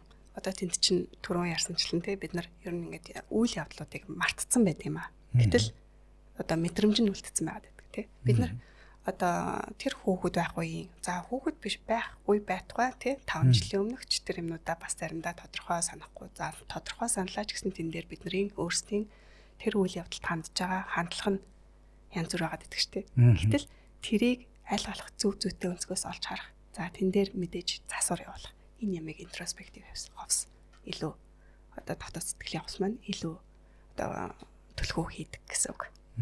Гэхдээ энэ дээр бас нэг юм нэмээд хэлэхэд хүн ер нь одоо ингээд 100% мэдээлэл юм а гэж үзэх юм бол нөгөө л урт удаан амьдрал буюу одоо нөөцсний амьдрал гэх юм уу тий нөгөө мэдээллийн урт амьдралаас маань энэ амьдралд бараг 50 60 70 маш их хувь тэндээс шууд ирдэг гэж үзэж байгаа байхгүй. Гэтэл нөгөө үлдсэн 30 40% ч юм уу тий 50 за одоо хэдэн хувь гэж би бас шууд хэлж мэдгүй. Гэхдээ тэдгээр хувьд нь нөгөө бидний яриад байгаа одоо энэ амьдралын өгдөл, эцэг эхийн өгдөл, хамаатан садан гэр бүлийн нөхцөл сурч боловсрал олж байгаа энэ байдал. За нөгөө харилцаа хандлагууд тэр байтугай тэр сургуулийн багш гэдэг ч юм уу тий. Тэр зүйлсээс ирээд байна гэж бид нар үзэж байна. Энэ бас одоо бид нар нэгээд олцсон юм биш цаа. Ер нь ингэж яригддаг тий. Тэгэхээр тэр зүйлсийг одоо энэ амьдралдаа хэрхэн хүлээж авах вэ? Хэрхэн зөв өнцгөөс хандах вэ? Бид нар одоо тэр нэг өөртөө өгсөн нөхцөл байна шүү дээ одоо. Ямар ч нөхцөл байж болно те. Тэр нөхцөлийг өөртөө хэлтэйгээр хэрхэн өөр дээрээ хүлээж авах юм бэ гэдэг юм л илүү чиглээд байна гэсэн үг. Тийм байна. Би болохоор ингээл яг таны ярьж байгаа юмыг болохоор өөрөө нөгөө бурхны шин талаас нь дүүж ойлгохыг хичээгээд юм л. Одоо ч бурхны шин дээр бол өмнө насны авиас байна гэдэг. Урд насны авиас дадуулсан авиас. Авиас гэхээр ингээл дуулж үжилдэг зүйл бол ерөөсөө биш л дээ. Миний зүгээр ойлгож байгаагаар хүн аливаа юмд нөгөө хүсэж хунаад байхгүй, ууралж уцаарлаад байхгүй, аливаа юмыг ингээл одоо хэгдүүцээд байхгүй, аливаа юмыг зөв талаар нь бусдад одоо тустай байх гал ингээд байгаа нэг юм өөрийн мэдлэхүү нэг юм зан одоо төлөв гарч ирээд байдаг зүйл бол бас энэ өнөөдөр гинт үүсчээг юм аа. Энд чинь өмнө насны чинь таны дадуулж ясан авиасын үр дүн өнөөдөр ингээд таны дөрвөн хэлгээр яг зүгээр дүүх юм бол 50% нь байна. Тэгээд буцаагаад энэ сурж мэдчихэж байгаа энэ өөрөө чинь ухамсартайгаар хийж байгаа тэр ухамсаргүйгээр ч гэсэн хийж байгаа тэр нөгөө сайн муу үйл өвөр буян нүгэл чинь дахиад буцаагаад нийлэх юм бол өнөөдрийн таны яг одоогийн цэгийн та одоо би үүсэж байна л гэж үзэх гэдэг тийм. Тэгэхээр одоо яг таны хэлээд байгаа энэ аргачлалууд болохоор яг миний хэлдгээр нөгөө шашнасны ангид яг илүү шууд тэр бодит одоо аргачлалууд руу н ороо явж судалждаг л аргууд яваад байна. Тийм чиглэл тэр чиглэлээс нь илүү одоо хөндлөгөө хандж байгаа аргачлалууд гэсэн үг. Тэгээд яг хуу мэдээж энэ дээр чинь одоо шашин шүтлэгтэй өвгөө янз бүрийн хүмүүс байгаа. Тэгэнгүүт энэ хүмүүст аль аль нь зөрчилдөхгүй маа, харшилдахгүй маа л гэсэн үг. Тэр энэ тэр шашинтай байхаас үл шалтгаалan одоо буддист одоо лалын шашинтай, христийн шашинтай байхаас үл шалтгаалнаа. Шашингүй байсан ч гэсэн болно л гэж. Ухамсартай л юмсан тий. Сэтгэлдээ л ажиллаж байгаа юм болохоор хүн болгонд сэтгэл байдгаа гэж үзээд тийм ээ. Одоо ингээл тэгдэг шүү дээ. 70 ухамсар бүхнийг чадна гэх. Тэгвэл 70 ухамсар одоо таны одоо талаас аваад үзм юу өгч чадах юм? Тэгэхээр эрүүл мэнд одоо ажил хөдөлмөр, карьер, нэр алдар юу гэдгийг дийд баялаг тий одоо алдар хүнд тэр бүхнийг энэ 70 ухамсар чад бүгдийг шийдэж байгаа гэдэг ба шүү дээ. Тэгэхээр тэр лүү яаж орох вэ? Тэр лүү илүү тэр ухамсартайгаар орж байгаа хэлбэр нь одоо бидний хийж байгаа энэ хавсын төрөл нь бас нэг хэл арга хэлбэр нь байж болж байгаа байхгүй юу? Тэгэхээр 70 ухамсарын чаддаг зүйлс гэх юм бол зөндөл олон юм чадна. Тэгээ ер нь биднийг яаж амьдрахыг ямар хүн байгааг гэдэг ч юм уу тий. Ерөөсөө л нөө бид нар чи өөрөө мэдээллийн бааз аваад байгаа шүү дээ. Тэр мэдээллийн бааз л биднийг яаж хэрхэн амьдрахыг шийдэж байгаа тэр шийдлийг бид нарт өгчдөг. Бид нар ингээд өдөр тутмын жижиг шийдлүүдийг миний өөрийн бодол, өөрийн одоо шийдлэр явагдаад байгаа гэж ойлгож байгаа боловч яг үнэндээ тэндээс тэр байтугай бүр одоо энэ амьдралд ирэхээс өмнө одоо сүнс буюу тэр сэтгэл дамжиг нэрдэг нөө сэтгэл бие маань одоо гэрээтэй тий ийм эцэг хийн ийм одоо үр хүүхэд болж ингэж амьдрнаа. Ийм юм би болгож ийм юм бүтээж ингэж одоо ажиллаж хөдөлмөрлөх юмаа гэдгээ хүртэл шийдчихэд ороод ирдэг л гэж үзсэн. Энгийнээр хэлбэл томилт аваад ирэх нь шүү. Яг үнэ. Тий. Тэр томилтоор нь зөв ийхүү буруу ийхүү гэдэг нь бас хүний тэр нөгөө юм ухамсарлаж чадаад ийн үгүй юу гэдэг. Одоо нэг үүрэг байгаа гэж үзэх юм бол тэр үүргээ одоо хурдан хугацаанд биелүүлээд тий одоо дэвшээд явах уу эсвэл бол тэрэн дээрээ гацаад үлдэх үү гэдгийг харин бид нэр өөрөө шийдэж болж байгаа байхгүй юу. Дэвшээд явах уу гэсэн дээр та түрүүн тгсэн шүү дээ нөгөө бусдын төлөө одоо энэ ажил амьдралаа зориулаад ирсэн их өөр болсон гэдэг. Тэгэхээр ер нь одоо амийн хувийн ачиг зөвхөн одоо за би л өнөөдөр нэг хоолундтай байчи одоо тий нэг юм физик хэрэглэлт хүнтэй хэрэглээгээ хангаад тий за их л сайндаа нэг гэр бүлийнхаа төвшөнд сэтгэх үү бүр ингээд олон түмний тусын тулд гэдэг сэтгэх үү гэдэг тэр ялгааг ер нь хүн яаж одоо мэдрэх яаж тэрлүү зоригдох хэрэгтэй гэдэг юм бол эхэнд бол яг хүн мэдээж одоо бидний чинь нөгөө хүмүүжлэлт юм ба шүү дээ тий өөрөө ихлэ сайн боловсрол эзэмш зааваа гэр бүл зохиогоод явал гэр өөр хүүхдээ нэг сайхан болгох гэд ингээ хязгаарлаад одоо програмчлцгаар тэр дотор л эргээд ийн гэж би хараад байгаа. Тэрнээс мэдээж аливаа юмс ч нөгөө өөрийгөө яа гэж бусдгээд ингээд ах бас худлаа л бахал та. Тэгэхээр яг энэ нэг юм төвшин байгаад байна тий. Тий. Одоо үнний ялгаатай төвшнүүд гэдэг шиг тий. Ер нь тийм төвшнүүд байгаа л да. Гэхдээ ерөнхийдөө хүнд бас нэг тийм одоо та ингээ сая яриад байгаа урд насны нөгөө одоо авьяас илэрнэ гэж ярьж байгаа. Яг үүнтэй адилхан юм олон удаа эсвэл удаан хугацаанд юм хийж исэн зүйлснийг татсан байж болдог тий. Тэгэхээр хүн өөрийн мэдлгүй тэр нэг зүйлс рүүгээ одоо чиглүүлэгдээд байгаа юм шиг тий. Ер нь зам мөрөнд тийшээ чиглээд байдаг гэж болно. За нөгөө талаас өөрөө бас одоо тэртээ би нэг юм сүнслэг оршихуй байгаа юм бол би өөрөө тий өсөй хөгжиж гэдэг шийдлийг өөртөө бас төрүүлээд одоо явж болно гэсэн. За гэхдээ энэ дээр бас ялгаа талтай бас өөр жишээнүүд гэж болно. Жишээлх юм бол одоо ийм баян одоо бизнесмен хүн осолд оржээ гэж. За тэгээд тэр осолд орсон шалтгаанаа одоо шалтгааныг мэдмээр штэ. Яагаад би тэгж амжилттай явж байсан, тэгж олон хүн тусалж байсан. Олон хүнийг одоо ажил амьдралаар хангаж байсан мөртлөнгөөсөө яагаад би тэг ийм явдал надад тохиолдож байгаа. Гэт ажлын чадваргүй болцсон үедээ ингээд ховсын имчилгээ ороод ингээд асуухад жишээлбэл ингэж байж чамд өөрт чинь амралт одоо өгөх гэсэн юм а тий. Чамд амралт хэрэгтэй байлаа. Тэгээд тэхгүй болвол чиний одоо юу гэх энэ одоо амьдарч байгаа хэлбэр чинь ерөөсөө ингээд материалын зүйлсийн төлөө яваад дуусгаад байлаа. Чамд өөрт чинь бодох хугацаа олголоо гэдэг ийм хариулт бас ирж байгаа жишээ нэ. Бас сонь ер нь тэгээ ер нь амьдрал баялаг гэдэг шиг тий ер нь гарц гаргалгаа ямар ч бас хэлбэрээр байж болох бах. Тэгээ тэрийг ер нь бол хүн одоо бид хоёрын яриаг сонсоод нэг ойлгочдөг хүн байна. Зарим нь болохоор яг бие махбодороо туулж иж ойлгодог бас мэдэрдэг хүмүүс бас байна тий. Тэгэхээр бол хүн өөрийнхөө оюуны сав хэмжээгээр л аливаа юмыг танин мэддэг ухаарах юмнууд бол тэндээс хамаарх байна. Яг одоо энэ хавс дээр болохоор хүмүүс яг л эргэлзэх тийм эргэлзээ маш ихээр төрдгөлдөө. Тэгээд энэ одоо бидний одоо ойлголт одоо энэ амьдрал ч гэсэндээ бас тийм айхтар одоо тогтцсон юм биш те бас шинэлэг юм одоо арга хэлбэр юм. За дээрэс нь хүн өөрийн тэр туулаагүй мэдрээгүй зүйлсийг бас одоо мэдхгүй зүйлийнхаа эсрэг байх гэдэг нэг тийм байдаг те. Тэгтээ хавсад орсны дараа ч гэсэндээ хүнд өөрт нь нэг тийм бас би сая яг яасан бэ гэд одоо эргэлзээ тах явдал зөндөө олон тохиолддог байхгүй юу. За мэдээж бүгд биш ихэнх нь биш те баг цөөх хүмүүс тийм тохиолддог. За тэгэхээр тэр хүмүүс бол одоо ер нь бол ховсын эмчилгээг авч боломжгүй хүн гэж чадваргүй хүн гэж байдаггүй маа.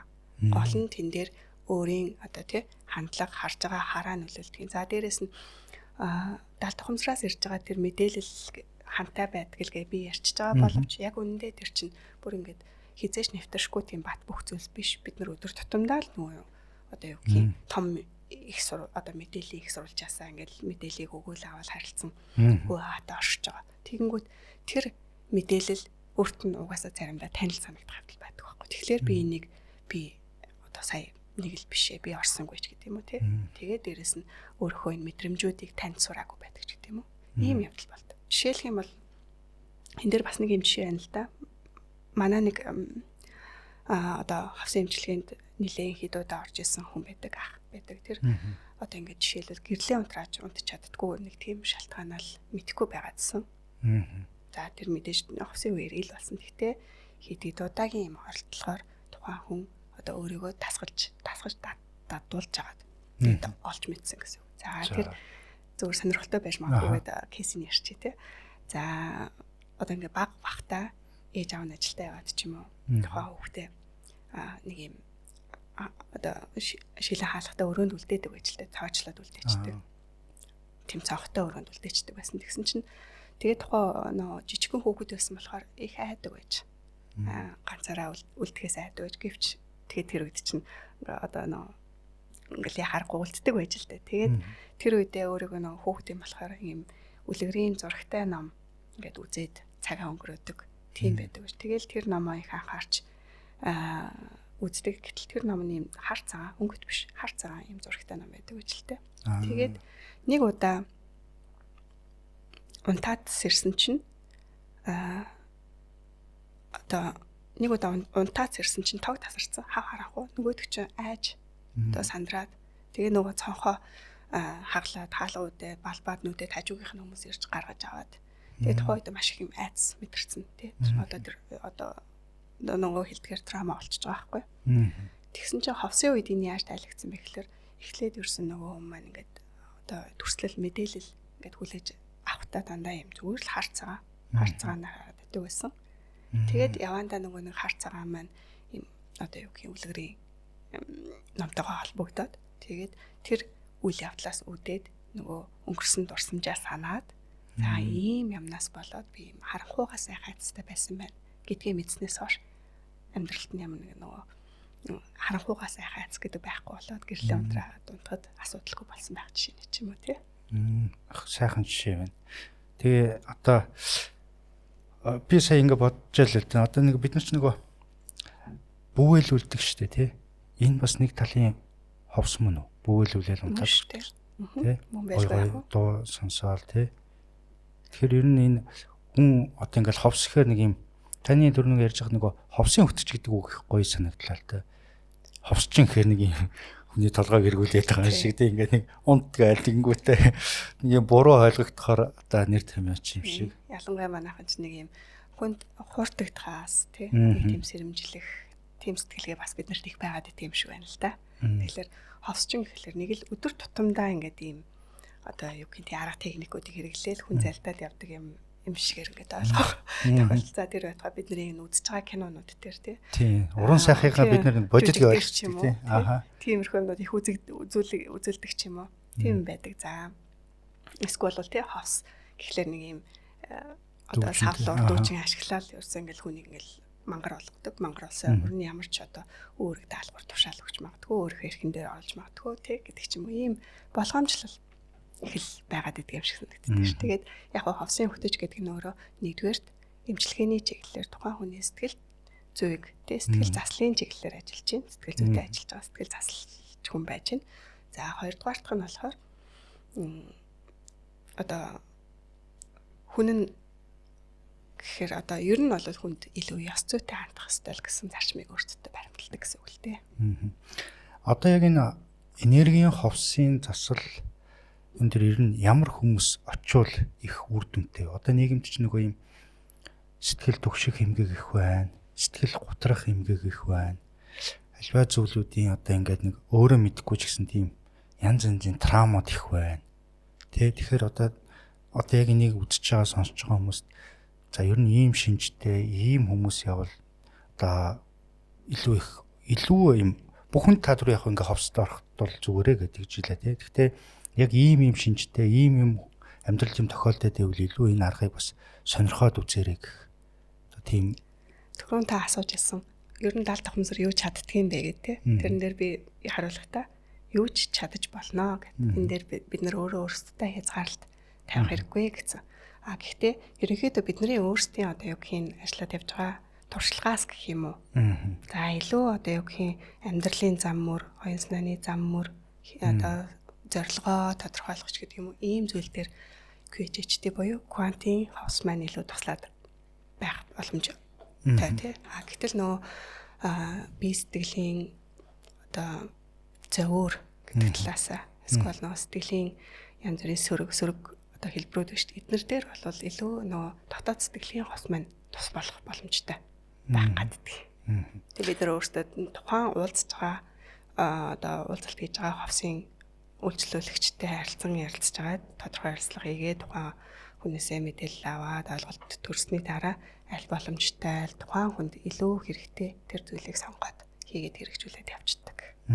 Та түрүүн хэлжсэн нөгөө яг надад нэг гол буусан нэгт ёс зүйтэй байх хэрэгтэй. Нөгөөх нь түрүүн нэг эпилепсигийн жишээ дээр ярьж хахад одоо анагаахын эмчилгээг аваад давхар ингээ явах нь хамгийн зөв байдгаа гэд хэлжсэн. Энэ дээрс би нэг юм бодлоо. Ер нь бол энэ одоо дэлхийн нийтэд энэ сүнсний сэрэлт иймнүүдийг одоо гарахын хажуугаар буруу сэдэлтэй энэ нэрийг барьсан буруу сэдэлтэй юм уу зөндөө гардаг. Ганцхан Монголын жишээ биш, дэлхийн жишээнүүдээр байдаг. Тэн дээрс нөгөө хүний одоо зовлон дээр зоолно гэчээр тийм ээ. Ингээд одоо гэрэл асаагаад за хавдартай хүн байлаа гэхэд хавдрыг чи идгээж үгүй. Бүх юм одоо ингэн засагдана гэд маш өндөр үнээр одоо эмчилгээ хийж байгаа юм. Тэгэхээр тэр нь одоо эмчилгээ тань түр ярьжтэй аливаа юм дээр шууд бодит үрдэн өгөх хүнч байна, гарахгүй хүнч байна. Тэгэхээр яг энэ дээр одоо хүмүүсийг би одоо нэг аливаа юм дээр бас туулширчих уу гэж бодоод асуух гэдэг юм л да. Та яг энэ дээр одоо бүх эмчилгээг анагаахын эмчилгээг үгүйсгээд хор тавдраар онцлогдсон бол битээ тийшээ оч над дээр хэр гэж хэлэх үү? Үгүй. Ерөөсөө үгүй. Ирж болно. Гэхдээ хажуугаар нь анагаах ухааны эмчилгээгээ заавал хийлэг тэрэн дээр нь нэмэлт эмчилгээ болгож хийнэ л гэж бид нар хэлдэг. Ягаад гэх юм бол түрүү хэлсэн шүү дээ тий. Анагаах ухааны эмчилгээ бол илүү бие махбод физик биедээ тулгаар одоо зориулж хийж байгаа эмчилгээ. Бид нар бол бие одоо бие махбодоос гадна нөгөө сүнсэн бие, сэтгэл одоо эфир бие, астрал бие гэдэг ч юм уу илүү энергийн биеуд дээр тулгуурлаж хийж байгаа ийм эмчилгээний хэлбэр болохоор тэрийг үгүйсгээд энийг хийлэг гэх юм бол бид нар энэ дээр заавал үр дүн гаргана гэсэн юм байхгүй. Гэхдээ одоо физик болон энергийн бие байдаг гэж ах зөвхөн физик биеийг эмчлээд байх юм бол нэг тал нь орхигдож байгаа. Энергийн биеийг эмчлээд физик бие орхигдуулж болохгүй л гэсэн үг байхгүй юу? Яг зөв. Тэгэхээр одоо ингэдэг штэ. Эмчнэр за тэн дундаа уламжлалтын эмчнэр дээр ярих юм бол одоо хүнийг ангаах гэж идгэх гэж байна. Тэхийн тулд өөрөө эрдэм мэдлэгийн болоод тэр одоо оюун санаа сүнсний төвшөнд одоо илүү өндөр байх хэрэгтэй гэж үздэг. Өөрөөр хэлэх юм бол хоёулаа шавар дотор байж байгаа суучаад хэнийгээ гаргана гэх үгтэй тийм ээ. Тэгэхээр нөгөөх нь нэг нь шаварт суудсан хүнийг нэг нь шаврын гадна байж татчих гаргана да. Тэхийн тулд бол за уламжлалт дээр би зөвхөн жишээ авахад бол одоо манлын уншлагаа уншдаг, мал бурхныхаа тийм ээ, мал бурхны бясалгалаа хийдэг, нэн жасралын бясалгал хийдэг. Тэгжээж одоо эрчим одоо оюун санааны хувьд их одоо сайн болж тэр хүнд эдгэрл илүү сайн өгнө гэж үздэг. Яг тэрнтэй адилхан таны хувьд одоо энэ энергийн эмчилгээ болоод энэ ховсын эмчилгээнд дэр өөрийгөө хэрхэн яаж бэлддэг вэ? Тэр оюун санааны төвшөнд. Тэгэхээр мэдээж одоо оюун санааны хөгжил ярьж байгаа хүний хувьд өөрөө хийж хэрэгжүүлдэг зүйлс тий суралцаж одоо судалдаг зүйлс байлгүй яах вэ? Тэгэхээр миний гол хийдэг зүйлс болохоор нөгөө праник эмчилгээ тэрэн дотроо архтын йог гэдэг ийм оюун санааны хөгжлийн бүр ингээд цогц систем байгаа байхгүй архтын йог гэдэг маань.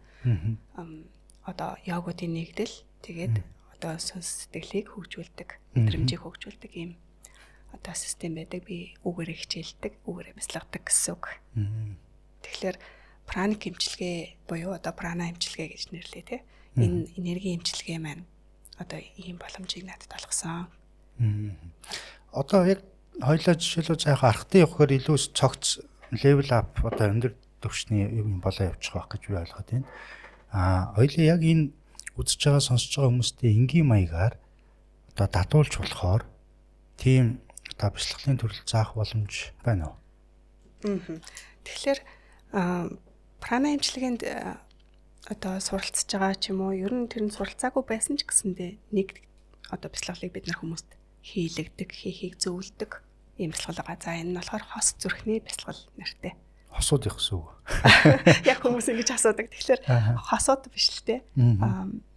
Хос зүрхний гэдэг нь бидний нэг дэх зүрх нь цээжний голд байгаа зүрхэн хурд гэж үзэж байгаа. За хоёр дахь зүрх маань. За хоёр дахь зүрх маань болохоор толгой орой дээр байдаг титэм хурд гэж үздэг. Титэм хурд маань бидний одоо энэ зүрхэн хурдны илүү дээд хувилбараа гэж бид нар үздэг. Энэ энерги эмчилгээний системд маань ингэж үздэг байна шүү дээ. Тэгэхээр энэ хоёр хүрдэн дээр төвлөрч хийдэг юм бясалгал байгаа л да. Хэрвээ та одоо дургуцгүй одоо туршиж үзье гэвэл би бас богино хугацаанд яхаар бол хэдүүлээ бас хүмүүстэй сонирхуулаад тэгж үзэж болох юм тий. Тэгээ. Энд бол одоо яах вэ? За тэгэхээр би энийг товчхон ойлголт өгөөтэй тий. Хос зүрхний бясалгал маань өөрөө одоо богино хугацаанд ийдэг орчин үеийн хүний амьдрал одоо амьдралын хэлбэрт маш одоо ээлтэй гэх юм уу? Одоо бид нар чинь яг өндөр хөгжилтэй байнга бясалгал хийж байгаа урт хугацаанд бясалгаж байгаа хүмүүс бол өөрлөлтөө гэхдээ одоо бясалгал хийж үзээгүй тэр болгон ингээд бясалгал хийх цаг завгүй хүмүүс байж болно шүү дээ. Гэтэл тэднэрт маань тийм удаан хугацаагаар өөрийгөө ингээд дадуулаад суух тийм боломж бас хомс байдгийг. Хомс байдагтай та одоо санал нийлэх байх. Тэгэхээр орчин үеийн хүний амьдрал илүүтэй зогсож болохоор одоо богино хугацаанд хийгдэж болдог. Гэвчиг тэндээс одоо үр дүн шууд авах мэдрэмж нь маш одоо илэрхий юм. Урт хугацаанд бол одоо оюун санааг хөгжүүлдэг, эрэл дүргдэг юм гэж үздэг юм бясалгал байгаа юм л да. Хос зүрхний бясалгал маань. За тэгээд энэ бясалгал маань ерөнхийдөө энэ бидний зүрхэн хүрд, титэм хүрд хоёр дээр төвлөрч хийгддэг. Энэ хоёр хүрдээ илүүтэй хөгжүүлдэг бясалгал гэсэн үг. За бид нар ерөнхийдөө одоо сүүлийн үед хайр инэрл байх ёстой гэж ярьж байгаа боловч бид нар энэ хайр инэрлийг хаанаас сурдгийг гэхлээр ээж аваасаа өссөн төрсөн орчноосоо мэдэж авдаг. Гэвчиг бас энийг хөгжүүлэх шаардлагатай байдаг байна л дээ. Гэтэл орчин үеийн хүний амьдралын хэм маяг бол ерөөсөө хайр инэрл гэхээсээ илүү шижил ухаан, техник, технологи нөгөө одоо нийгмийн амжилт гэдэг рүү төвлөрөөд ирдэг. Тэгэхээр бидний нөгөө төвлөрөх ёстой одоо хүртнүүд маань өөр болчих ирэх юм шүү дээ тий. Илүү мөнгөнд төвлөрөх юм бол тий шийдэл ухаан техник технологи төвлөрөх юм бол илүү өөр хүртнүүд ажиллах ёстой. Гэтэл бид нар энэ зүрхэн хүртээ титэм хүртээ төвлөрүүлэх одоо хөгжүүлэх энэ зүйлийг бол одоо хүчээр гэх юм уу өөрөө өөрсдөө зориулж хийж байж энэ маань хөгждөг гэд байх нь. За хос зүрхний бясалгал өөрөө тэгэхээр маш олон талын ач холбогдолтой тийм мэдрэмж одоо сайжруулна, өвчнийг мэдрэх одоо тэр зүйл багасна, оюун ухаан саруулна, одоо даралт буурна, стресс багасна ч гэх юм уу. Тэр байтугай энэ дээр ингээд хийгдэж байгаа шинжлэх ухааны судалгаанууд хүртэл олон байгаа. Хэрвээ Twin Hearts Meditation гэдэг хайх юм бол энэ дээр бас одоо сүүлийн үед гарч байгаа эрдэмшлэгээний судалгаануудыг олж харж үзэж болно гэсэн үг. За энэ маань яаж хийгдэх вэ гэхээр эхлээд хоёр сайхан зүйлээ бодно. Тэгээд гараа цээжнийхээ урталт гадагш нь харуулад. Гадагш нь харуулад, алгай гадагш нь харуулад барьсан байдалтай. Урдаа дэлхийн ертөнцийг жижигхэн бөмбөгний хэлбэртэй ирсэн байна гэж бодоод үүнлүгээ одоо энергийг өөрөөсөө гарч байгаа энергийг гараараа дамжуулаад дэлхий рүүгээ буюу одоо тэнд байгаа л бүхэл хүн одоо амьтаа оршихуунуудад өгч байгаа ийм одоо инэрлийн бясалгал юм байхгүй юу? Төсөөлөл нь тийм төсөөллөөрөө хийнэ гэсэн үг. Нүдэн аних ба эсвэл байхгүй ч болох. Сайхан яах ёстой. Цэг суух юм байна. Тийм, цэгэл суугаад. За эхлээ гараа буулгацсан байдлаас эхлэе тийм ээ. За цэглээ суугаад өгсөх юм бол нүдээ зөөлхөн анж болно. Амьсгалаа чөлөөтэй авч гаргана. Энэ дээр ямар нэгэн хүчлэх юм өрсө байхгүй. Тэгээ хоёр сайхан зүйлийн тухай бодно. Эхлээд амьдралдаа тохиолдсон нэгэн сайхан зүйлийн тухай бодоорой. Хайртай дотны хүн, найз нөхөд, гэр бүл болж өнгөрсөн явдалч гэдэг юм уу? Юун талаарч байж болно. Таныг бодоход л инээмсэглэл төрүүлж байгаа тэр зүйлийг бодоод үзье. Тэгээ зүрхэн хүртлүүгээ төвлөрөөд ажиглая. Зүрхэн хүрд хэрхэн хариу өгч байгааг ажиглая.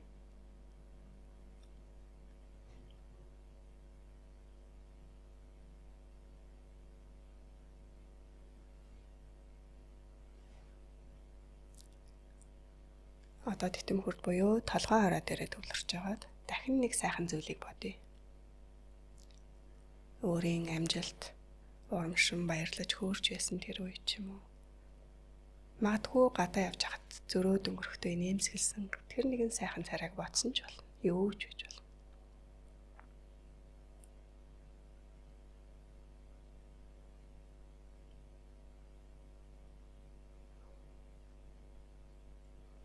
Одоо хоёр гараа цэжний урд алгыг нь гадагш нь харуулад барина.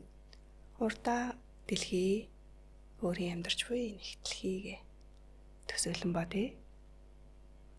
Энэ дэлхий дээр байгаа бүхэл хүмүүс, бүхэл оршихуйнууд амар амгалан сайн сайхан байх болтугай.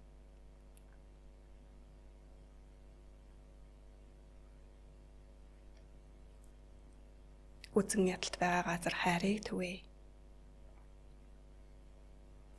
Өвчин эмгэг байвал эдгэрэн эрүүлчихийг өрөөе. Зүрхэн үрдэндээ төвлөрөөд бодоод юм уу дотроо тавтан хэлээд аваарай. Итгэл найдвар нь унтарсан бол тэдэнд итгэлийн галыг өгье.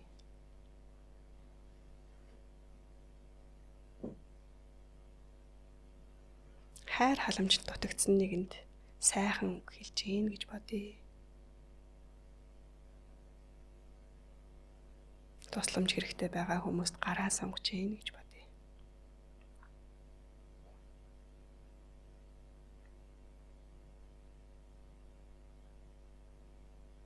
Одоо тэтэм хүрдэндээ төвлөрөөд үргэлжлүүлэн дэлхийг айдалсан хэвээр бай. Дайн тулаантай байгаа газрууд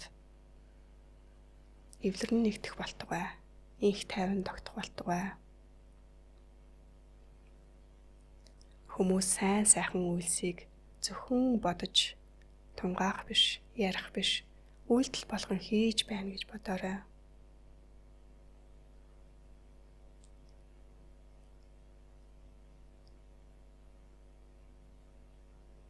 Бүхий л хүмүүс сайн сайхан эерэг зүйлсийн төлөө бие сэтгэл нэгдэж байна гэж бодоорой.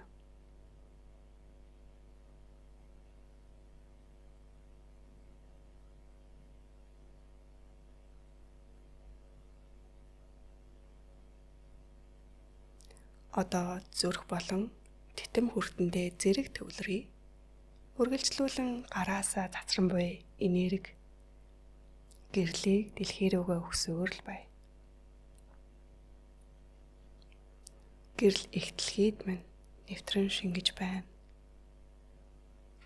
Миний зүгээс өгч буй энэ хүү гэрлийн хүчээр тэнд гэр оронгуйчуд толгой хорогдох газартай болж элбэг дэлбэг болж байна. Өвчин эмгэгтэй хүмүүс эрүүлжин баярлаж баясаж байна. Гэр бүл, найз нөхөд, албан газрууд хоорондоо улам бүр эвтэй, найртай байна. Дайн дажин хийж байгаа улс гүрнүүд эвлэрлийн гэрээ хийж байна гэж бодсон ч болно.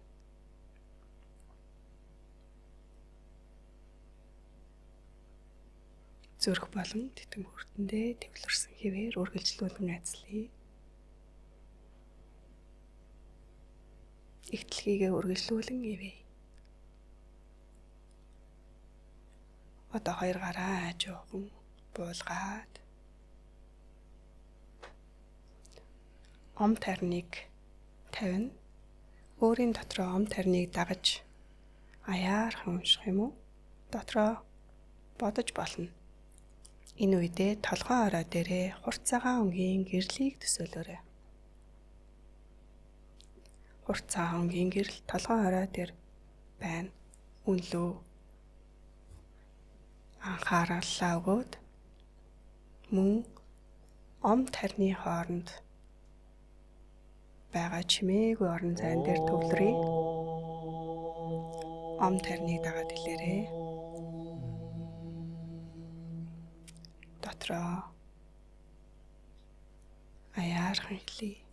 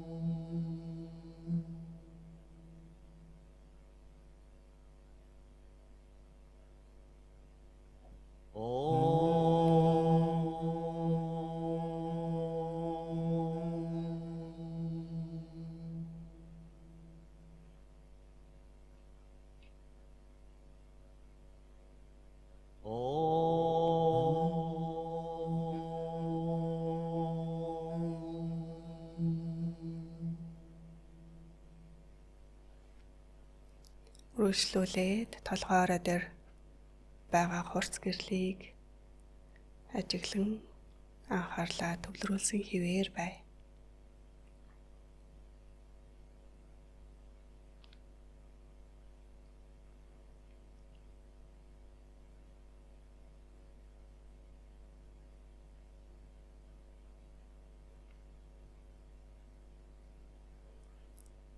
Одоо буцаад өөрийн биедээ төвлөрье. Биедээ төвлөрөөд түрүүчийн адил хоёр гарыг гадагшин алгыг нь харуулад урдаа дэлхийгээ төсөөлье. Дэлхийн ертөнцийг төсөөлье. Бид нар бяцлаглалын хүчээр, сэтгэлийн хүчээр бий болгосон, улам өндөр болгосон тэр энергийг одоо дахиад дэлхий рүүгээ хуваалцъя. Илүүдл энерги хуваалцъя. Миний гарнаас энерги урсан гараад дэлхий рүү маань шингэж байна. Энэхүү очиж байгаа, дэлхий рүү маань очиж байгаа энергийн хүчээр дэлхий маань улам бүр эрүүл, инх, амар тайван, аз жаргалаар бялхсан газар болж байна. Хүн бүр баяр баясгалтай, аз жаргалтай байна гэж бодъё.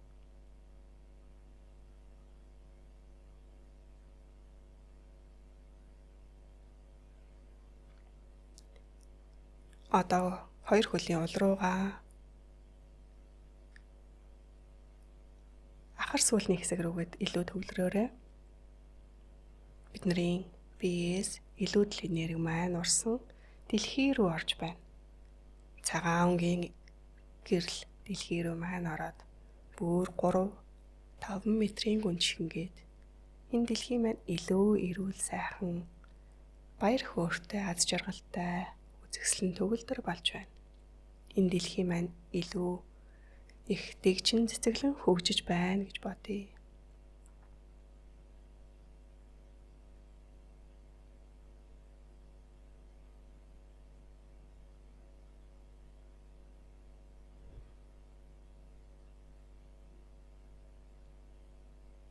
За, буцаад өөрийн биедээ төвлөрье.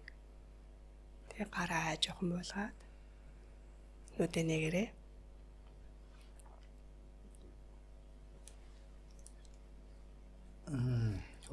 За. Танд ямар мэдрэмж төрөв? Нэг юм багтчихсан дулаан мэдрэмж гэдэг нэг юм тий. Ингээд хилээл, уламт хилээл. Хамгийн түрүүнд сэтгэл чинь маш сайхан хөнгөрсөн, сайхан дулаан мэдрэмжийг авсан байхгаа гэж би найдаж байна. Би бас яг энэ юу гэж яхад бас яг энэ цаг үед чинь бас дэлхийн нөгөө өнцөгт чинь бас одоо ингээд дайн тулааны байдалтай байна. Олон хүмүүс газар дээрээ бас мөнх үсэг үзэж байна. Тэгэхээр яг энэ бяцлаглалын бас нэг үр дүн ач холбогдол нь бас тэр хүмүүс ч гэсэн одоо сайн сайхныг бодож яасан нэг одоо жоохон ч гэсэн нэг юм гэрэл асаах бяцлаглал хийсэн байхаа гэж бас бодлоо. Яг хүн дээр одоо бид нарыг энд ингээд ярилцаа сууж байгаас хэдхэн цагийн өмнө одоо дайн тулааны юм шиг байдалд шилжчихлээ шүү дээ тэр газар. Тэгээд бид нар өнөө өглөө жишээлх юм бол дэлхийн өнцөг болон бүрээс 6-700 уулаа нийлээд яг энэ бяцлаглалыг тэдгээр хүмүүс зориулж хийлээ л дээ. Тэгэхээр өөрийн зүгээс зориулж чадах буян одоо тий өөрийн зүгээс зориулж чадах сайн сайхан зүйл маань одоо бидний хийж чадах төвшөнд энэ л болж хувирч байгаа юм л да. За ямар ч их сайхан боллоо. Практик тал юм ороод ирлээ. Тий. Одоо би бас ингэж нөгөө ярьцлагын маань хугацаа ирнэ өгч юм л да. Мэдээж хоёулаа бас энэ одоо энергийн ховс эмчилгээний талаар ерөнхийдөө яригдлаа. Сая бас хос зүрхний бяцлаглалыг практикталтаас ингээ хийлээ. Түрүүн бас таны ярианд донд явжсэн нөгөө праник эмчилгээ гэдэг. Тэгэхээр энэ бол бас арай жоохон гэхдээ яг холбогдох хэдий ч гэсэн арай өөр зүйл байгаад байгаа бох тий. Тэгэхээр энэ тий хүмүүс бас нөгөө ярианд донд жоохон төөрөлдөх гэж магадгүй. Тэгэхээр праник эмчилгээний талаар хоёулаа цусхан тодруулаа ярилцдаг хөө. За тэгээ. Тэгэхээр прана эмчилгээ бол одоо Монголд 2015 оноос хойш одоо яг аль биесноор нэвтэрж орж ирсэн. Ерөнхийдөө дэлхий дээр 140 орчим улсуудад одоо ингээд түгэн дэлгэрсэн 10 орчим сая хүн одоо үүнийг ингээд амьдрал ахуйдаа өдөр тутамдаа хэрэглээ болгоод ашиглаж идэг. Одоо энергийн эмчилгээний хэлбэр байгаа юм.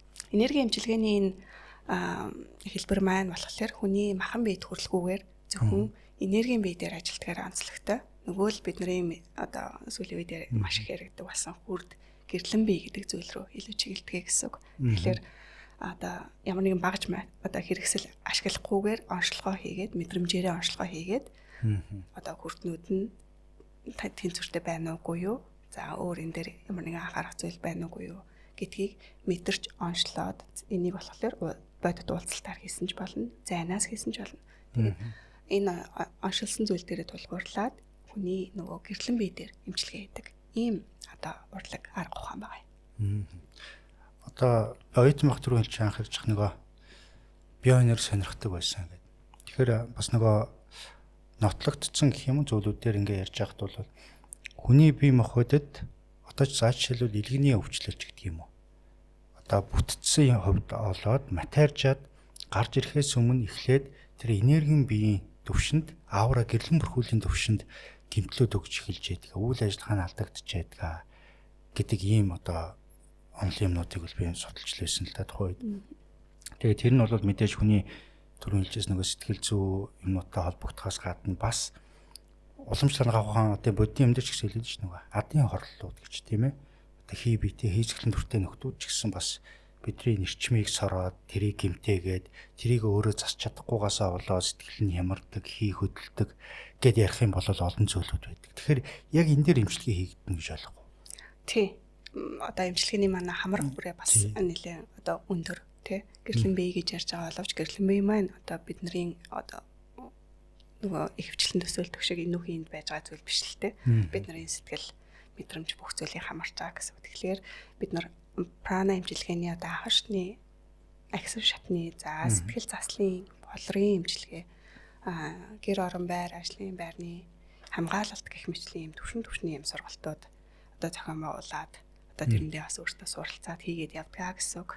За тэгээд ерөнхийдөө энэ прана эмчилгээ маань ерөнхийдөө амьдралын маш олон талбарт бас ингэж хурж хийж болдог. Сонирхолж хэлэхэд одоо удмын эмчилгээ гэж хийдэг тий. Бүр тэр байтугай хүний одоо эсийн түвшний энерги дээр одоо засал эмчилгээ хийж идэг. За эд баялагын эмчилгээгээд хийж иж болж байна. За тэр байтугай гоо сайхны талдаа тий нүүр өргөх бие залуужуулах эмчилгээ гэж байна. За тэр байтугай би өөрөө одоо 20 онд сурч хэрэгжүүлж исэн праник газар тариалангийн эмчилгээ хүртэл байж болж байгаа байхгүй. Одоо хүмүүс одоо ургац тарьдаг тий тэрэн дээр нь одоо энерги эмчилгээ хийгээд заримдаа нөгөө ургац авч чадахгүй байх тохиолдол байдаг шүү дээ. Ургацыг нэмэгдүүлнэ гэсэн үг. Тэгэхээр яг эхлээд энийг яриа тий. Тэгэхээр прана жишээлх юм бол одоо би яг өөрийнхөө үр дүн гаргасан зүйлсээс ярих юм бол праник одоо агрикалчр буюу тэр газар тариалан энергийн газар тариалан гэдэг зүйлийг одоо ингээ багахан хэмжээнд туршаад жишээлх юм бол одоо өргөс тэмх тариалдаг юм өрхийн аж ахуйтай айлд очиж игээд тухайн жилийн одоо ургац нь 30% нэмэгдэж байгаа жишээ нэ тий. За Батны Шилхооны академийн ботаникийн хүрээлэн дээр би юм одоо модны тарц дээр тий үрээс эхэлж ургуулж байгаа модны тарц дээр ингээ харьцуулсан судалгаа хийгээд тухайн одоо ургаж байгаа одоо модны тарцын маань вегетацийн хугацаа буюу одоо ургалтын хугацаа нь одоо статистикийн хувьд ач холбогдолтойгоор уртсаж байгаа. Ийм үр дүнгуудыг үзсэн байгаа жишээ. За тэгэхээр түрүүн таны асуусан асуултанд болохоор бидний энэ бие дээр хий биетэй хийсгэлэн дүртэй тийм зүйлс байдаг. Одоо тий тэрэн дээр хүрч чадах уу гэж асуусан. Тэгэхээр ерөнхийдөө биеийн тэр өвчлөлүүд, сэтгэл санааны өөрчлөлтүүд эхлээд гэрлэн бие дээр гардаг гэж таны хэлж байгаа чи яг одоо үнэлэлтэй эхлээд гэрлэн бие, эхлээд хүртнүүд өөрчлөгдөнө. Энергийн хувьд бид нар эхлээд өөрчлөгддөг байх нь. Тэгэхдээ тэрний дараа тэн дээр бие физиологийн одоо тий анатом физиологийн өөрчлөлтүүд гарч эхэлдэг байх нь. За тэгэхээр тэрийг одоо хэрвээ одоо сэргийлээд өвчин үүсгэс нь өмнө ингээ засаа залруулт энергийн төвшөнд нь засаа залруулцдаг байх юм бол маш сайн байна. Гэхдээ бид нар зөвхөн одоо сэргийлэх хэмжлэгээр зогсохгүй яг одоо тодорхой өвчнүүд дээр одоо үр дүн гаргаж ажилтдаг хийдэг гэсэн үг байхгүй юу? Энэ прана эмчилгээний маань бас нэг онцлог нь яг бүр ингээд ийм өвчнөд ийм арга аргачлалыг бариад ингэж хийрээ гэсэн бүр ингээд тодорхой жоруудтай байдгаар онцлог. Тэгэхээр маш олон төрлийн өвчнүүд дээр тий ийм болоо сэтгэлийн өвчнүүд төр хийн л дээ.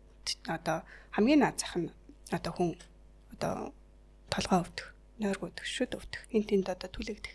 Одоо гэдэг ч юм уу ингээд асуудлууд өдөр тутамд биднэрт гарч л байдаг амьдралчлага юм болохоор тийм. Тэгэхээр тэрэн дээрээ хамгийн түрүүнд ингээд хийх аргатай хэрэглэх одоо жартал болно гэсэн үг шүү дээ. Тэгэхээр энд праник эмчилгээнд болохоор хүмүүс одоо би сурч болох юм уу? Ямар хүмүүс нааж сурд юм бэ гэж аягүй асуугаад байдаг. Бид нар ингээд тодорхой сургалтуудыг байнга тогтмол зарлаад явуулж идэг. Тэгээ энэ сургалтууд маань болохоор хинч сонирхсан хинч насанд хүрсэн хинч ирд сууж оролцож болно. Яагаад гэх юм бол хүнд ерсөө байглаас нь тэр энерги гэдэг зүйл байгаа. Тэрийг мэдрэх чадвартай гэж үзэж байгаа байхгүй. Тэрнээс бол онцгой чадвартай өгдөлтэй хин нэг нь сураад явдгаа гэсэн үг биш.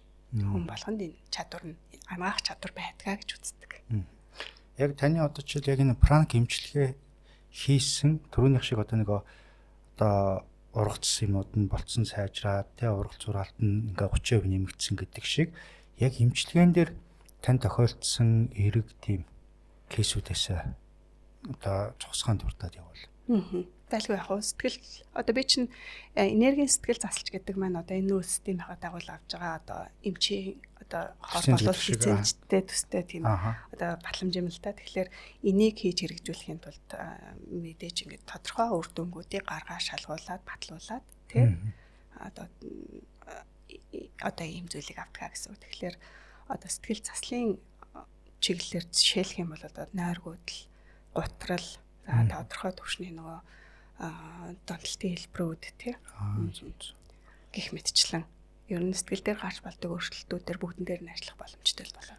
Донтолт гэснээс одоо энэ аргасах дуруулах ундаа за дээрэс нь энэ тамхи тийм ээ цахим мөрийтэй тоглоом за бүрж ажиллах юм бол мансууруулах донтох бодсон хамааралтай болцсон. Энэ зүйлүүд дээр ер нь яг энэ эмчилгээ болоо түрүүний ярьсан хоёлынгийн нөгөө ховсын эмчилгээ ер нь хоршоод явуул ер нь хэр их үр дүнтэй байдаг вэ? Харин яг энэ дээр миний бас хэлмээр байгаа санаа нь болохоор одоо энэ хоёрыг илүү хоршуулбал үр дүн илүү ажиглагдаад байгаа. Яг миний өөрийн практик одоо хувь хүний практикаас гэх юм уу? Одоо ховс эмчилгээ дараа нь хэсэг одоо тий тодорхой тухайн хүнд нийцсэн энергийн эмчилгээг ингээд давхар хийгээд явхлаар тухайн хүн маань илүү цогц байдлаар одоо тусламж үйлчилгээг авах боломжтой болоод байгаа юм л та. Тэгэхээр одоо зүгээр сонирхуулж хэлгээд тий хүмүүсийн нөгөө хүлээж авах байдал, энергийг хүлээж авах байдал янз бүр. Миний нас тий миний оюун санааны одоо төвшин одоо тэгээд тухайн энергийн бие маань одоо доголдол гэх юм уу одоо тэнцвэргүй болцсон байдал нь хэр зэрэг байна. Энэ болгоноос шалтгаалаад би тэнд одоо бид нар тэнд хийж хэрэгжүүлж болох зүйлсийн хэмжээ, тоо, давтамж нь бас өөр өөр байх гэдэг. Тэгэхээр битүүрийн ярилцлагын цаг ерөнхийдөө бас одоо өндөрлөх тийшээ төхөж байна.